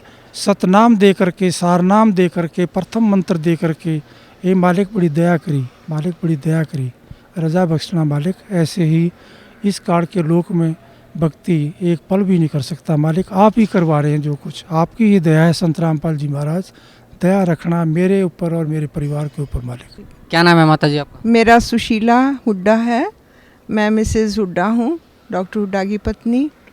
मैंने संत रामपाल जी का नाम 1999 में लिया था और उसी समय से मैं मालिक को यूँ महसूस कर रही हूँ कि जैसे पर कहते हैं कि भी भगवान वो होता है जो अंधे को आँख दे, कोढ़न को काया, बाझन को पुत्र दे, निर्धन को माया। तो ये मालिक स्वयं कबीर साहब आए हुए हैं, इन्होंने मेरी फैमिली में ये प्रूव कर दिया कि हाँ, मैं पूर्ण परमात्मा वाले काम कर सकता हूँ, मैं समर्थ हूँ। डॉक्टर साहब को ज़िंदगी बख्शी, जबकि बचपन में बता दिया था कि 50 इयर्स इनकी एज है। उसके बाद फिर हार्ट अटैक हुआ और मालिक ने बचाया। इसी प्रकार 2004 में दिसंबर 6 को मेरी आँख जो एकदम टेढ़ी होगी और डिप्लोपिया हो गया, मीन्स डबल विज़न होगी। देखती थी इधर तो मतलब मुझे लगता था जैसे सब दो हैं, तो मैं बड़ा परेशान हुई। PGIMS रोहतक में एडमिट हुई, मैं 10 दिन एडमिट रही स्पेशल वार्ड में, और मैं जितनी भी इंटर्न्स आती थी उनसे पूछती थी कि क्या इससे पहले कोई ऐसा केस आया है डिप्लोपिया का, क्या मैं ठीक हो जाऊंगी? तो वो कहती हाँ मैडम ठीक हो जाओगे, क्योंकि डॉक्टर्स का तो ये फ़र्ज होता है, साइकोलॉजिकली वो बूस्टअप करती हैं पेशेंट को। लेकिन मुझे नहीं लग रहा था कि मैं ठीक होंगी। सारी इन्वेस्टिगेशंस हो चुकी हैं, न्यूरोलॉजिस्ट को भी दिखा लिया, आई स्पेशलिस्ट को भी दिखा लिया, मेडिसिन वालों को भी दिखा लिया, मेरी इन्वेस्टिगेशन सारी नील हैं, और कैसे ठीक होगा? तो फिर 10वें दिन उन्होंने कहा कि आप छुट्टी ले जाओ, घर चले जाओ। फिर मैं यहाँ मालिक के पास आई तो मालिक को मैंने कहा हे बंदी छोड़, इससे अच्छा मेरी मुक्ति करो जब मुझे आपके दर्शन ही नहीं हो रहे मालिक, आप भी मुझे कहीं कहीं दिखाई दे रहे हो। तो परमात्मा ने मेरे सिर पे हाथ रखा और कहा इधर देखो। तो मैंने जैसे मालिक की तरफ देखा तो मैंने कहा इस पाक पवित्र स्थान पे खड़ी होकर मैं झूठ नहीं बोलूँगी, मुझे आप उतने ही दिख रहे हो 3-4 ही।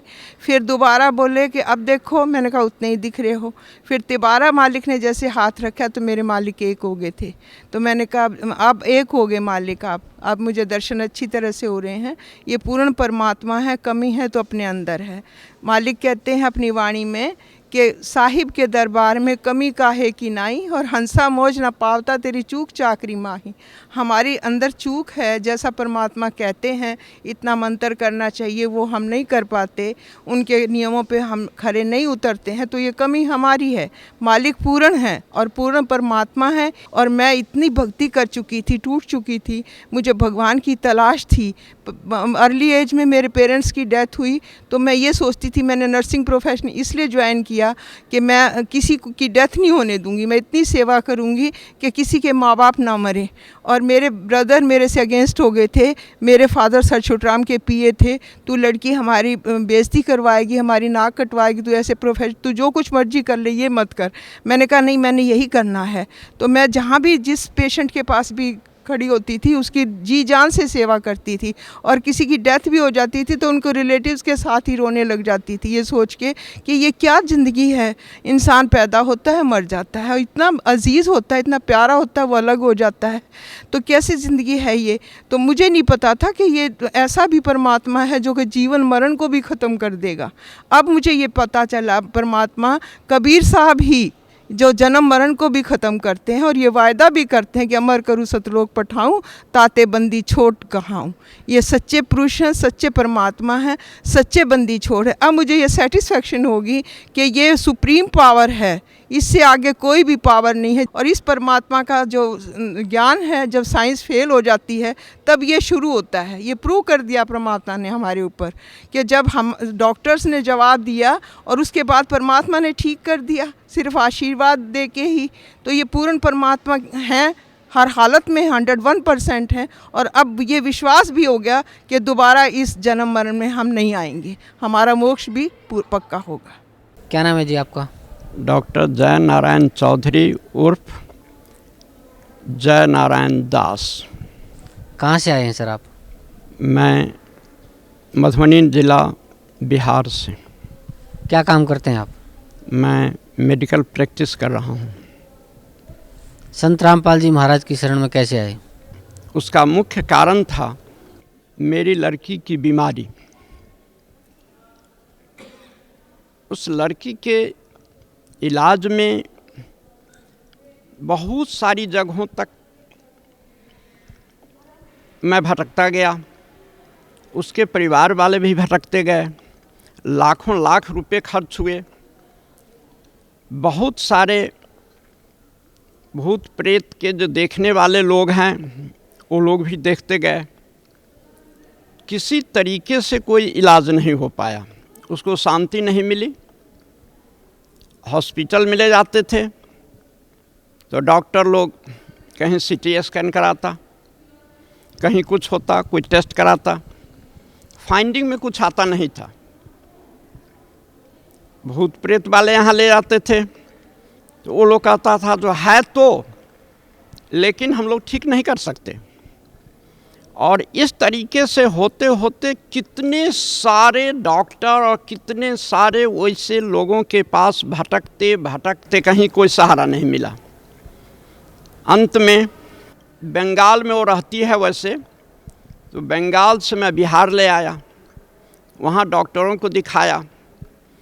106 भूत प्रेत को ठीक करने वाले लोगों की बुलाहट मेरे यहाँ हुई। ऐसे ऐसे लोग भी आए जो ठीक करने के लिए 1 लाख रुपए मांगा। मैं कहा आप लोग ठीक कर दीजिए, मैं आपको चेक काट के 1 लाख का दे दूंगा, लेकिन वो लोग भी नहीं ठीक कर पाए। फिर 50,000 वाले आए, एक 5,000 वाली पार्टी आई, लेकिन उन लोगों से कुछ नहीं हो पाया। ऐसे करते करते बहुत सारे डॉक्टर को भी दिखलाए। उसको सबसे बड़ा कॉम्प्लिकेशन था, जो अगर मॉर्निंग में उसको राइट साइड में पेन होता फ्रॉम हेड टू टो, तो इवनिंग में उसको होता था लेफ्ट साइड में। और इस तरीके की स्थिति थी जिससे मालूम पड़ता था कि इसको कोई दांत से काट रहा है, और वहाँ मांस उठ जाता था। वो बहुत ज़्यादा बेतहाशा चिल्लाती थी और बार बार यही प्रार्थना करती परमात्मा से, जो अब इसके लिए मुझे मौत ही दे दो, दूसरा कोई सहारा मेरे लिए अब जीने का नहीं रह गया है। सभी जगह से हम लोग निराश हो गए। उसके बाद लोगों के कहने से, जो डॉक्टर साहब आप अपने स्वयं डॉक्टर हैं, लेकिन अपने पेशेंट को आप समुचित ढंग से नहीं इलाज कर सकते हैं, माया बस आप दिल्ली ले जाइए, ऑल इंडिया इंस्टीट्यूट में दिखलाइए। वहाँ से हम लोग दिल्ली आए। ऑल इंडिया इंस्टीट्यूट का नंबर ज़रा लेंदी था। मैं सर गंगाराम हॉस्पिटल में ले गया, वहाँ न्यूरो फिजिशियन से दिखाया। वो लोग जो है सो MRI, vitamin deficiency B12, calcium D3 deficiency, इस तरीके का 10,000 का टेस्ट लिखा। तीसरे दिन रिपोर्ट मिला, उसमें कुछ भी नहीं मिला। वो डॉक्टर, जब हम लोग तीसरे दिन उसके पास में गए तो सीधे हाथ जोड़ लेता है, कहता है ये मेरे बस से फाजिल की चीज़ है, अब इसके लिए कोई दूसरा सहारा आप ढूंढें। उसके बाद दिल्ली में कुछ आदमी कहा जो आप बालाजी मेहदीपुर ले जाइए, वहाँ आपकी लड़की की बीमारी का पूरा इलाज हो जाएगा, किसी भी कारण से कुछ होगा वो ठीक हो जाएगी। उसके बाद हमारे रिलेटिव को वहाँ AC कार है, हम लोग उसी कार से मेहदीपुर गए। वहाँ बड़ी लंबी भीड़ थी, बड़ी लंबी कतार वहाँ लगी हुई थी, लगभग 25-30 हज़ार लोग थे। हम लोग सोचे जो ऐसे तो काम नहीं चलेगा, तो VIP कोटे में जाकर के हम लोग गए। उसमें इस तरीके की व्यवस्था है, जो हनुमान जी और एक प्रेत दोनों एक कोठरी में रहते हैं, और वहाँ जो भूत प्रेत का कोई ऐसा पेशेंट पहुँचता है तो वो खिलाने लगती है, वो बोलने लगती है जो मैं कौन हूँ, किस कारण से इसको पकड़े हुआ हूँ, लेकिन मेरी लड़की के शरीर का कुछ भी हिस्सा, कुछ भी हिल डोल कुछ नहीं हुआ। वहाँ से निराश होकर के फिर आ गए। मुसलमानों के मज़ार पर ले गया, उससे भी कुछ नहीं हुआ। और इस दरमियान हम लोग उसको 500 बोतल पानी चढ़ाए थे 4-5 महीने में, 1500 इंजेक्शन्स लगे थे, और ऐसा इंजेक्शन्स लगा था जिसमें एक इंजेक्शन के एफिकेसी का पीरियड है उसको 8 आवर्स। अगर कैंसर पेशेंट को हम लोग एक इंजेक्शन दे देते हैं तो 8 घंटे तक निश्चिंत होकर के सोता है, लेकिन वैसा इंजेक्शन उसके साथ 7-8 पड़ते थे और आँख भी नहीं झपकती थी। 8 लाख रुपए लगभग हम लोग उसके इलाज में और देवी देवताओं के चक्कर में खर्च कर चुके थे। एक रोज़ हम लोग दिल्ली से कार से यहाँ आए, सत्संग चल रहा था, लड़की को भी नाम उपदेश दिलाया, मैं भी नाम उपदेश ले लिया, और गुरु महाराज जी से आशीर्वाद लेने के लिए जब हम लोग आए, यही शायद जगह है, इसी में हम लोग आए, कारण उसकी चिल्लाहट बढ़ रही थी। कुछ महिला सेवादारनी के साथ वो भी लाई गई और मैं यहाँ खड़ा था। गुरु महाराज जी, संत रामपाल जी महाराज जब रागिनी को देखे तो बिना नाम पूछे हुए कहते हैं, रागिनी तुम्हें काल पकड़ लिया है, ब्रह्मा विष्णु महेश कोई भी तुमको ठीक नहीं कर सकते, दुर्गा तुमको ठीक नहीं कर सकती, परमात्मा ही तेरी बीमारी का इलाज करेंगे और तुम ठीक हो जाओगी। अब बेटिया तुम फिक्र मत करो। और इतना कहने के बाद गुरु महाराज जी उसे चरणामृत दे दिए अपने हाथ से, और फिर उसके बाद जहाँ मैं खड़ा था, मैं प्रार्थना करने के लिए खड़ा हो गया। कहा, गुरु महाराज जी मेरी बच्चियाँ आई है, बहुत जगहों से घूम कर के आई है, कोई सहारा इसको नहीं मिल रहा है, आप इस पर कृपा करें। गुरु महाराज कहते हैं, हाँ हाँ रागिनी उसका नाम है, उसको मैं आशीर्वाद दे दिया हूँ, परमात्मा की भक्ति करेगी और बीमारी ठीक हो जाएगी। और यही हुआ। उसी समय से उसके शरीर का पूरा दर्द समाप्त हो गया। बंगाल में दिखाए, बिहार में दिखाए, दिल्ली दिखाए, राजस्थान दिखाए, अंत में हरियाणा सतलोक आश्रम में संत रामपाल जी के माध्यम से इसका सही इलाज हो पाया। और जादू की तरह असर हुआ। जादू भी इससे हम समझते हैं कुछ लेट में असर करेगा, जिससे कुछ मिनट जब तक वो मंत्र पढ़ेगा, कुछ छड़ी घुमाएगा, तब कहीं असर करे। यहाँ तो गुरु महाराज जी आशीर्वाद दिए और उसका कष्ट तत्क्षण समाप्त हो गया। वो लड़की अभी तक स्वस्थ है, दुरुस्त है। संत रामपाल जी महाराज की शरण में आने से पहले आप कौन सी भक्ति करते थे? शुरू में मैं भगवान शंकर की पूजा किया करता था, मैं जब बहुत छोटा था। उसके बाद 14 नवंबर 1984 को बाल योगेश्वर से दीक्षा प्राप्त किया। 28 वर्षों तक मैं लगातार उनका शिष्य बना रहा। कहते तो बहुत सारी चीज़ें, लेकिन वास्तविक मुझे आंतरिक अनुभव नहीं हुआ। सुनाया करते थे जो परमात्मा निराकार हैं, गीता का श्लोक सुनाया करते थे, जो न वेदैर न तपसा न दानेन चज्जया शक्य एवं विधो द्रष्टुम दृष्टमान सिमांग था। उसको तो तुम देख नहीं सकते हो, अनुभव कर सकते हो। और जिस चीज़ को अनुभव कराते थे, जब मैं बीजक में कभी कभी पढ़ता था तो वहाँ का वर्णन कुछ और मिलता था और इन लोगों के कहने का वर्णन कुछ और था। तो मुझे इस तरीके की स्थिति महसूस हुई जो मैं बुरी तरीके से ठगा जा रहा हूँ। मैं 8 वर्षों से केंद्र सहायक था। मेरे चलते बहुत सारे लोग उनके शिष्य हो गए। मुझे कुछ भी अनुभव नहीं हुआ। किया तो मैं 28 वर्ष तक उसका अभ्यास,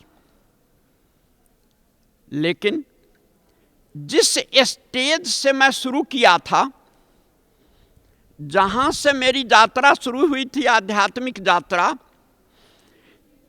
जब तक मैं जगत गुरु तत्वदर्शी संत रामपाल जी महाराज की शरण में नहीं आए थे, तब तक मैं वहीं रुका था जहाँ से मेरी यात्रा शुरू हुई थी। कोई आध्यात्मिक लाभ तो नहीं मिला, उल्टे इतनी परेशानी मुझे हुई, जिस परेशानी का मैं वर्णन करने लगूं तो किताब लिख दी जाएगी। सतगुरु का काम होता है जो आफत से भी बचाए, शरीर रक्षा करे, बीमारी से भी दूर करे, आफत में सहारा हो, आर्थिक लाभ भी दे समय पर, और वो निरोग काया लेकर के सारा काम करे संसार में। अब परमात्मा स्वरूप संत रामपाल जी मिले, मुझमें स्थिरता आना शुरू हो गई। अब जो मैं ग्रंथ पढ़ता हूँ तो महसूस होता है जो ये वास्तविक गीता का जो ज्ञान है और सतलोक की प्राप्ति, वो सतगुरु के माध्यम से कैसे संभव हो पाएगा, वो रास्ता मुझे सुलभ हुआ। और मैं बड़े निश्चिंत होकर के, बड़े शांत चित्त से मैं सुमिरन करता हूँ। और जब कभी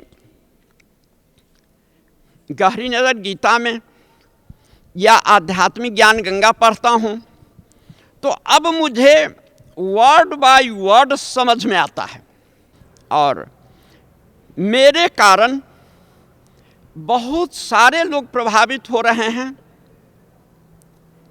और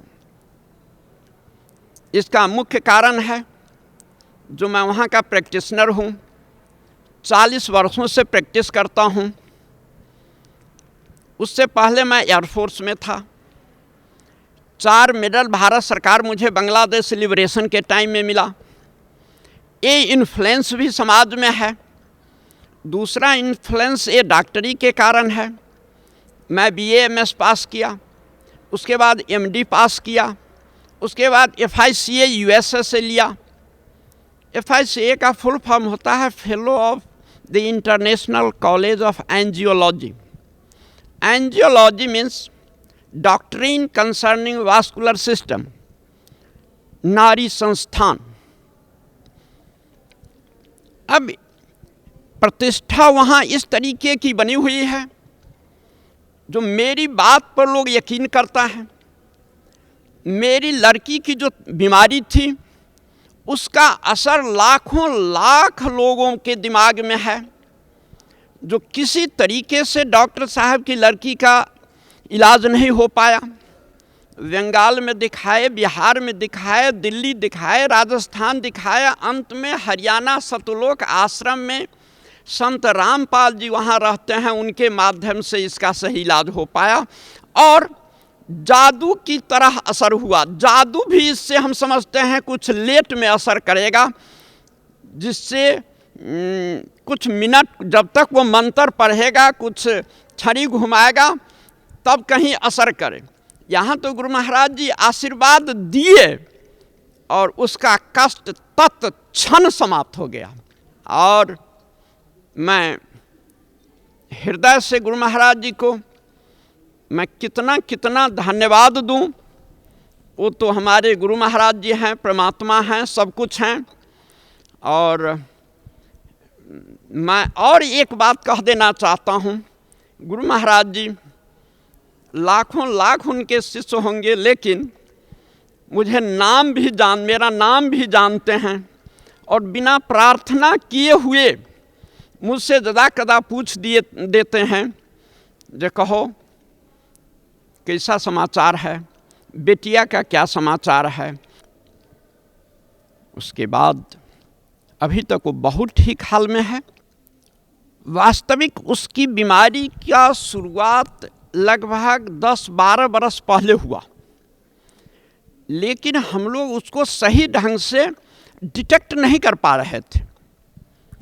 कभी अपेंडिक्स में दर्द हुआ तो उसको अपेंडिसाइटिस का ऑपरेशन करा दिए, गॉल ब्लैडर में पेन हुआ तो गॉल ब्लैडर का ऑपरेशन करा दिए,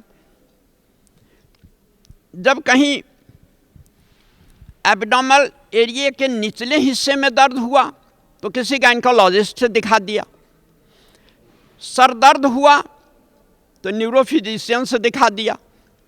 और सारे टेस्ट होते गए, होते होते अंत में कंक्लूजन कुछ भी नहीं निकला और हम लोगों के रुपए खर्च होते गए।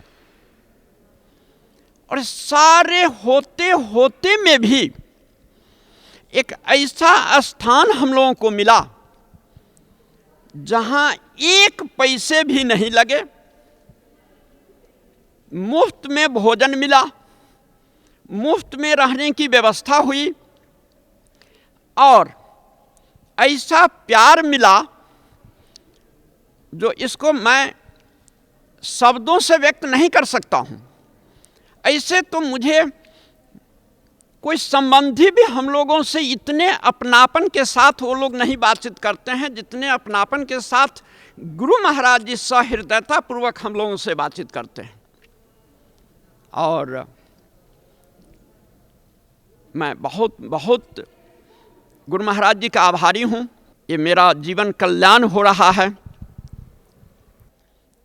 अब ये परिस्थिति जो मेरी लड़की के साथ हुई है, ये सबों के हृदय में दया की भावना उत्पन्न हो गई।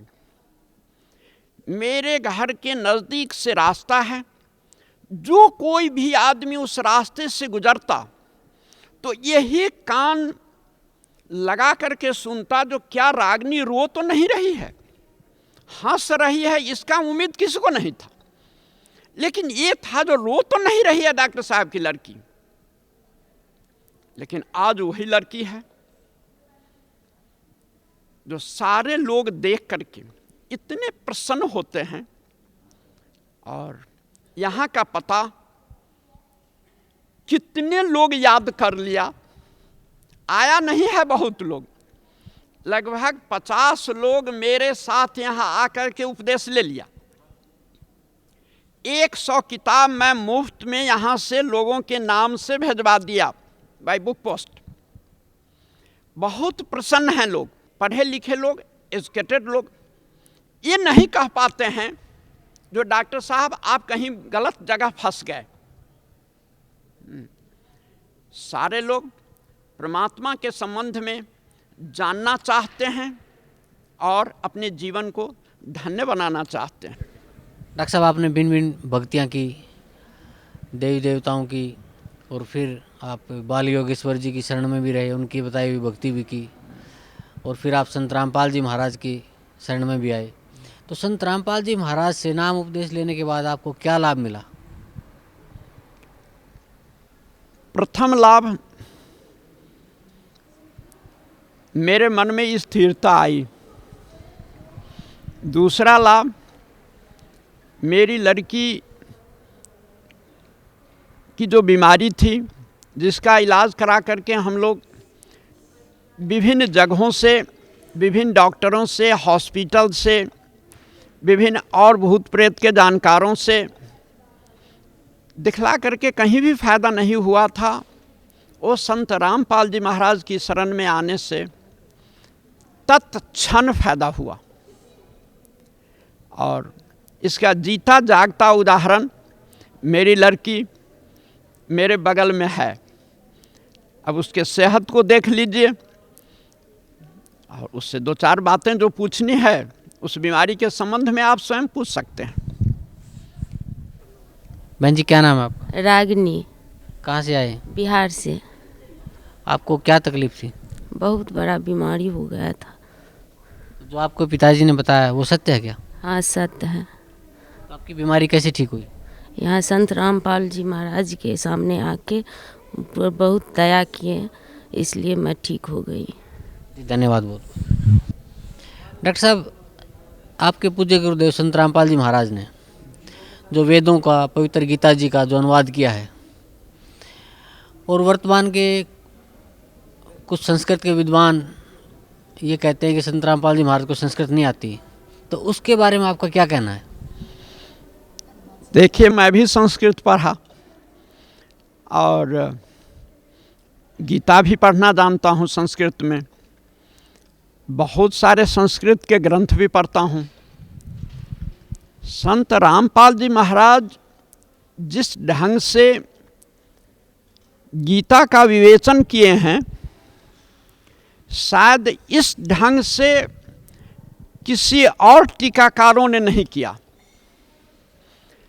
मैं विभिन्न टीकाकारों के पुस्तक को मैं पढ़ा, लेकिन टू द पॉइंट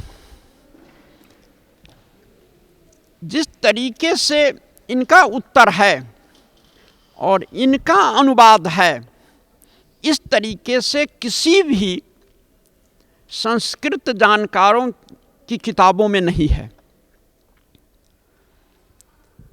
एक श्लोक है जो सर्वधर्मान परित्यज्य मामेकं शरणं व्रज। सारे अनुवादक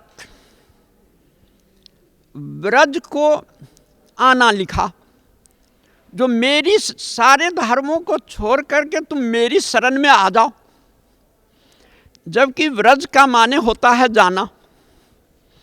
अब तो ये समझ की बात है, जो जहाँ जाने की बात है वहाँ आना प्रश्न का उत्तर मिल रहा है।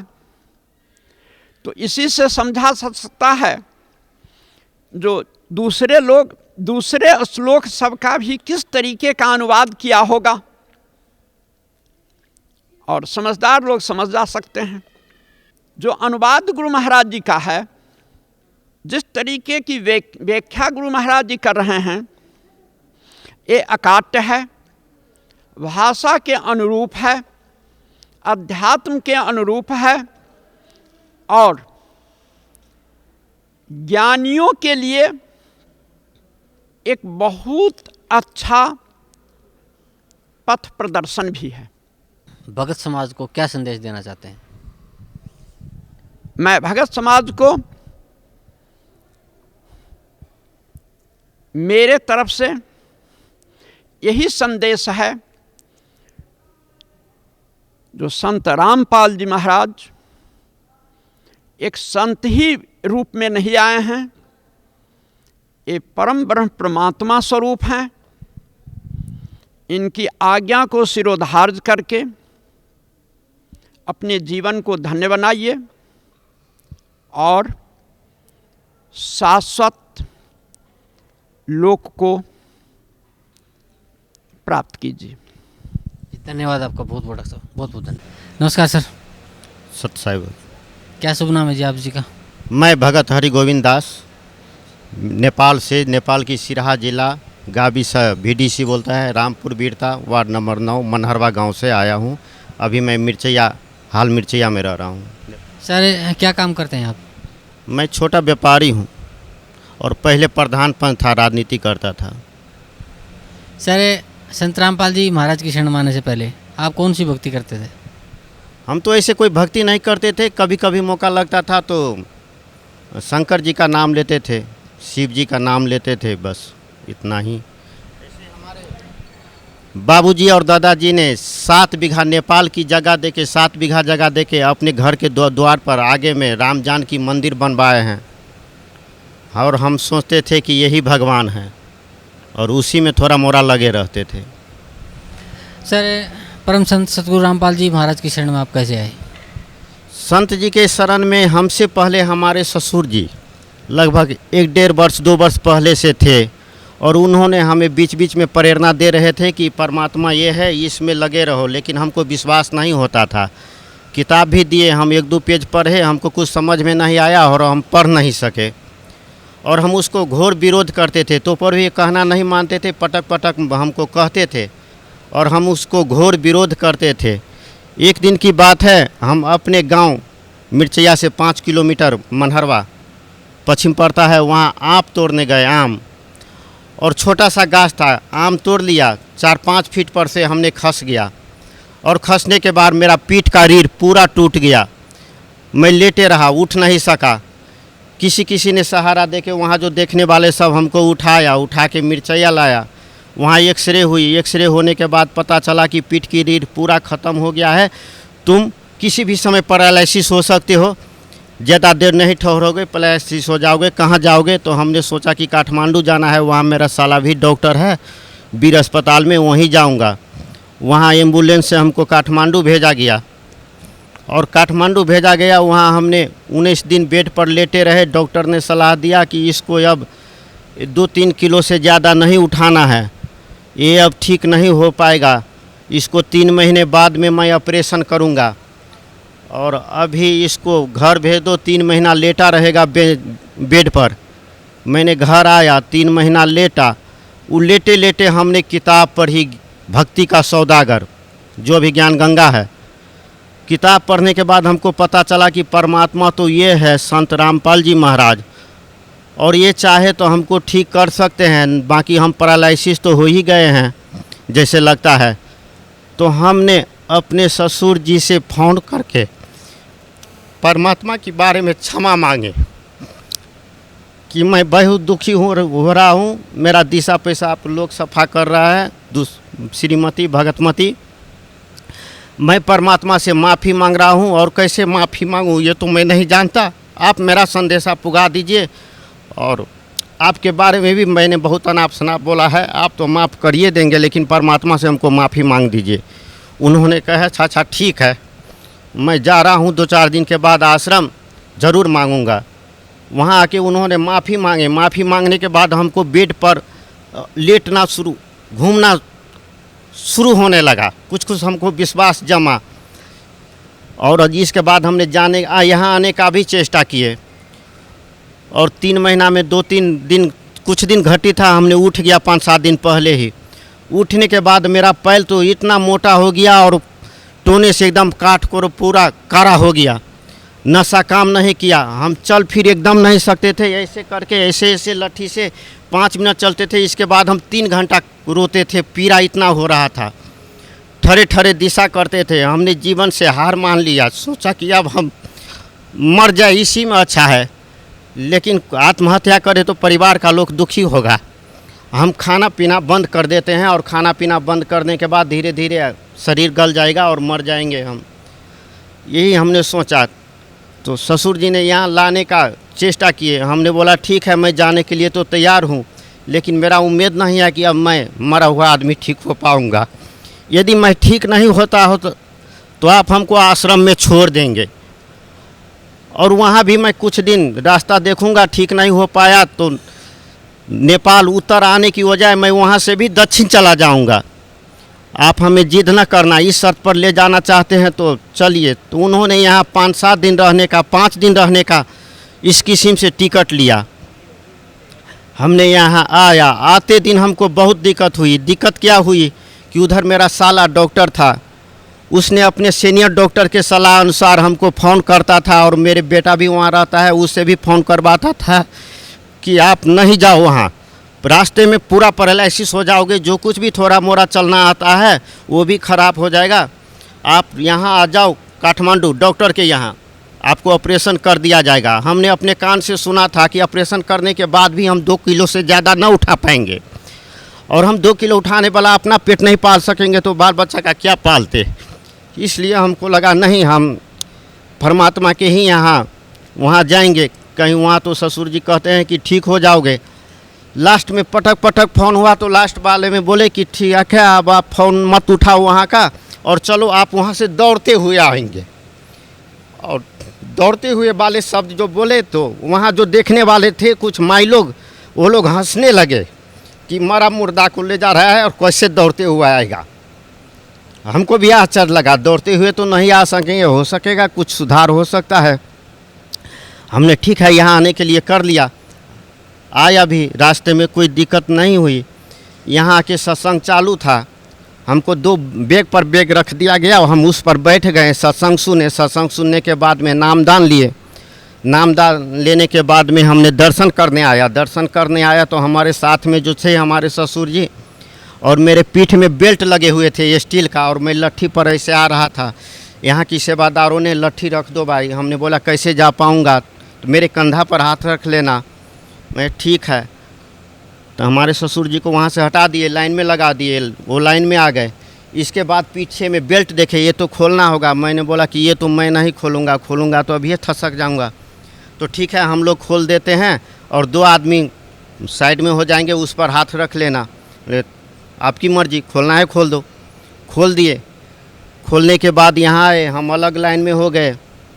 हमारे अगल बगल में हमारे जान पहचान वाली कोई नहीं थे, बस परमात्मा आए हमारे सामने। हमने बोले गुरुदेव, अब इतना आदमी में, इतना भक्त लोगों में, वो तो हमको पहचानेंगे नहीं, मैं क्या बोलूँ ना बोलूँ।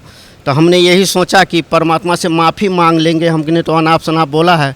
हमने बोला गुरुदेव हमको माफ़ कर दीजिए।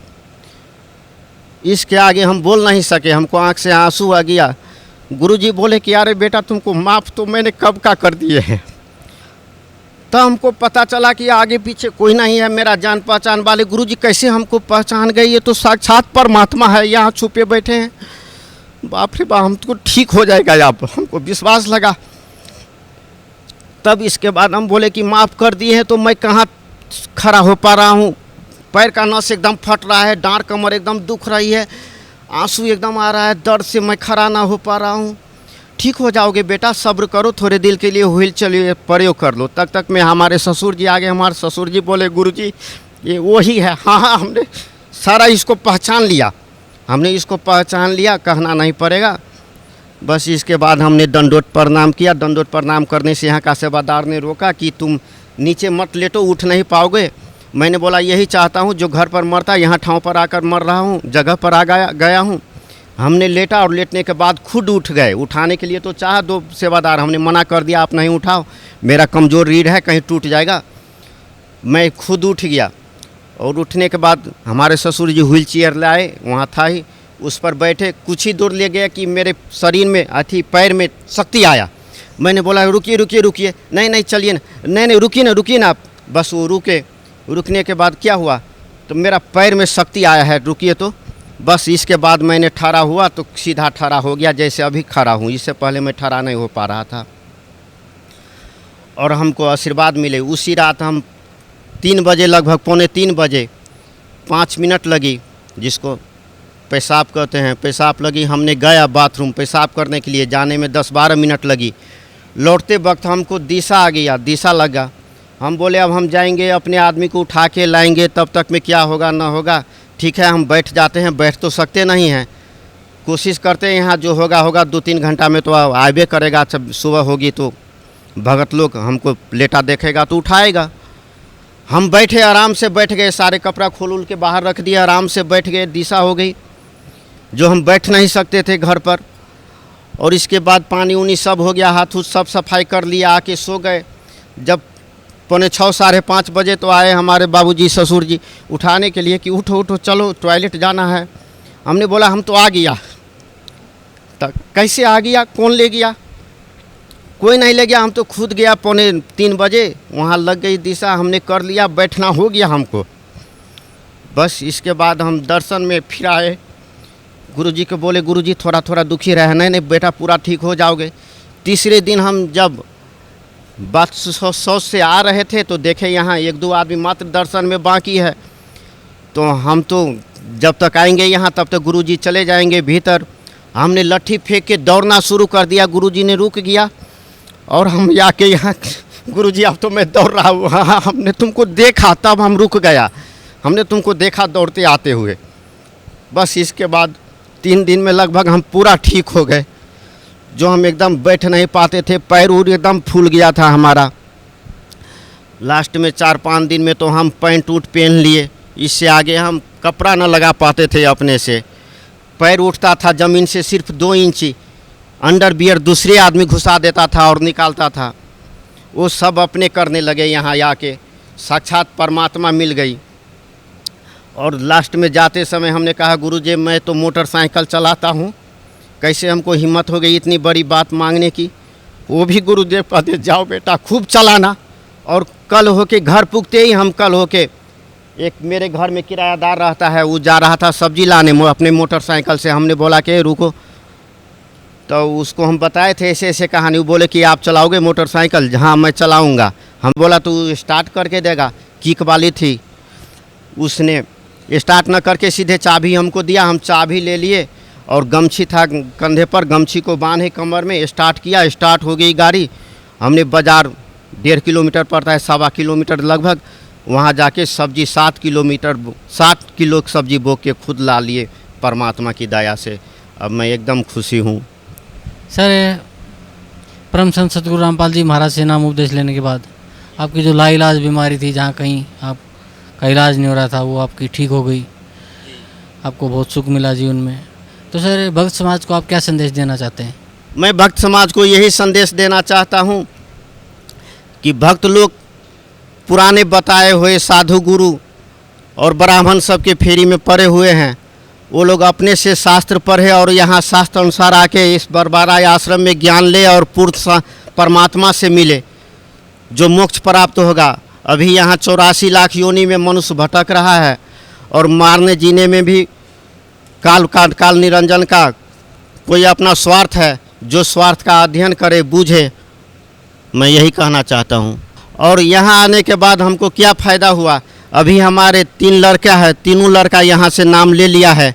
एक छोटा लड़का तो हमसे भी पहले लिया था, हमने उसको डांट डबर के नहीं ऐसा नहीं करना है कहकर मना कर दिया था।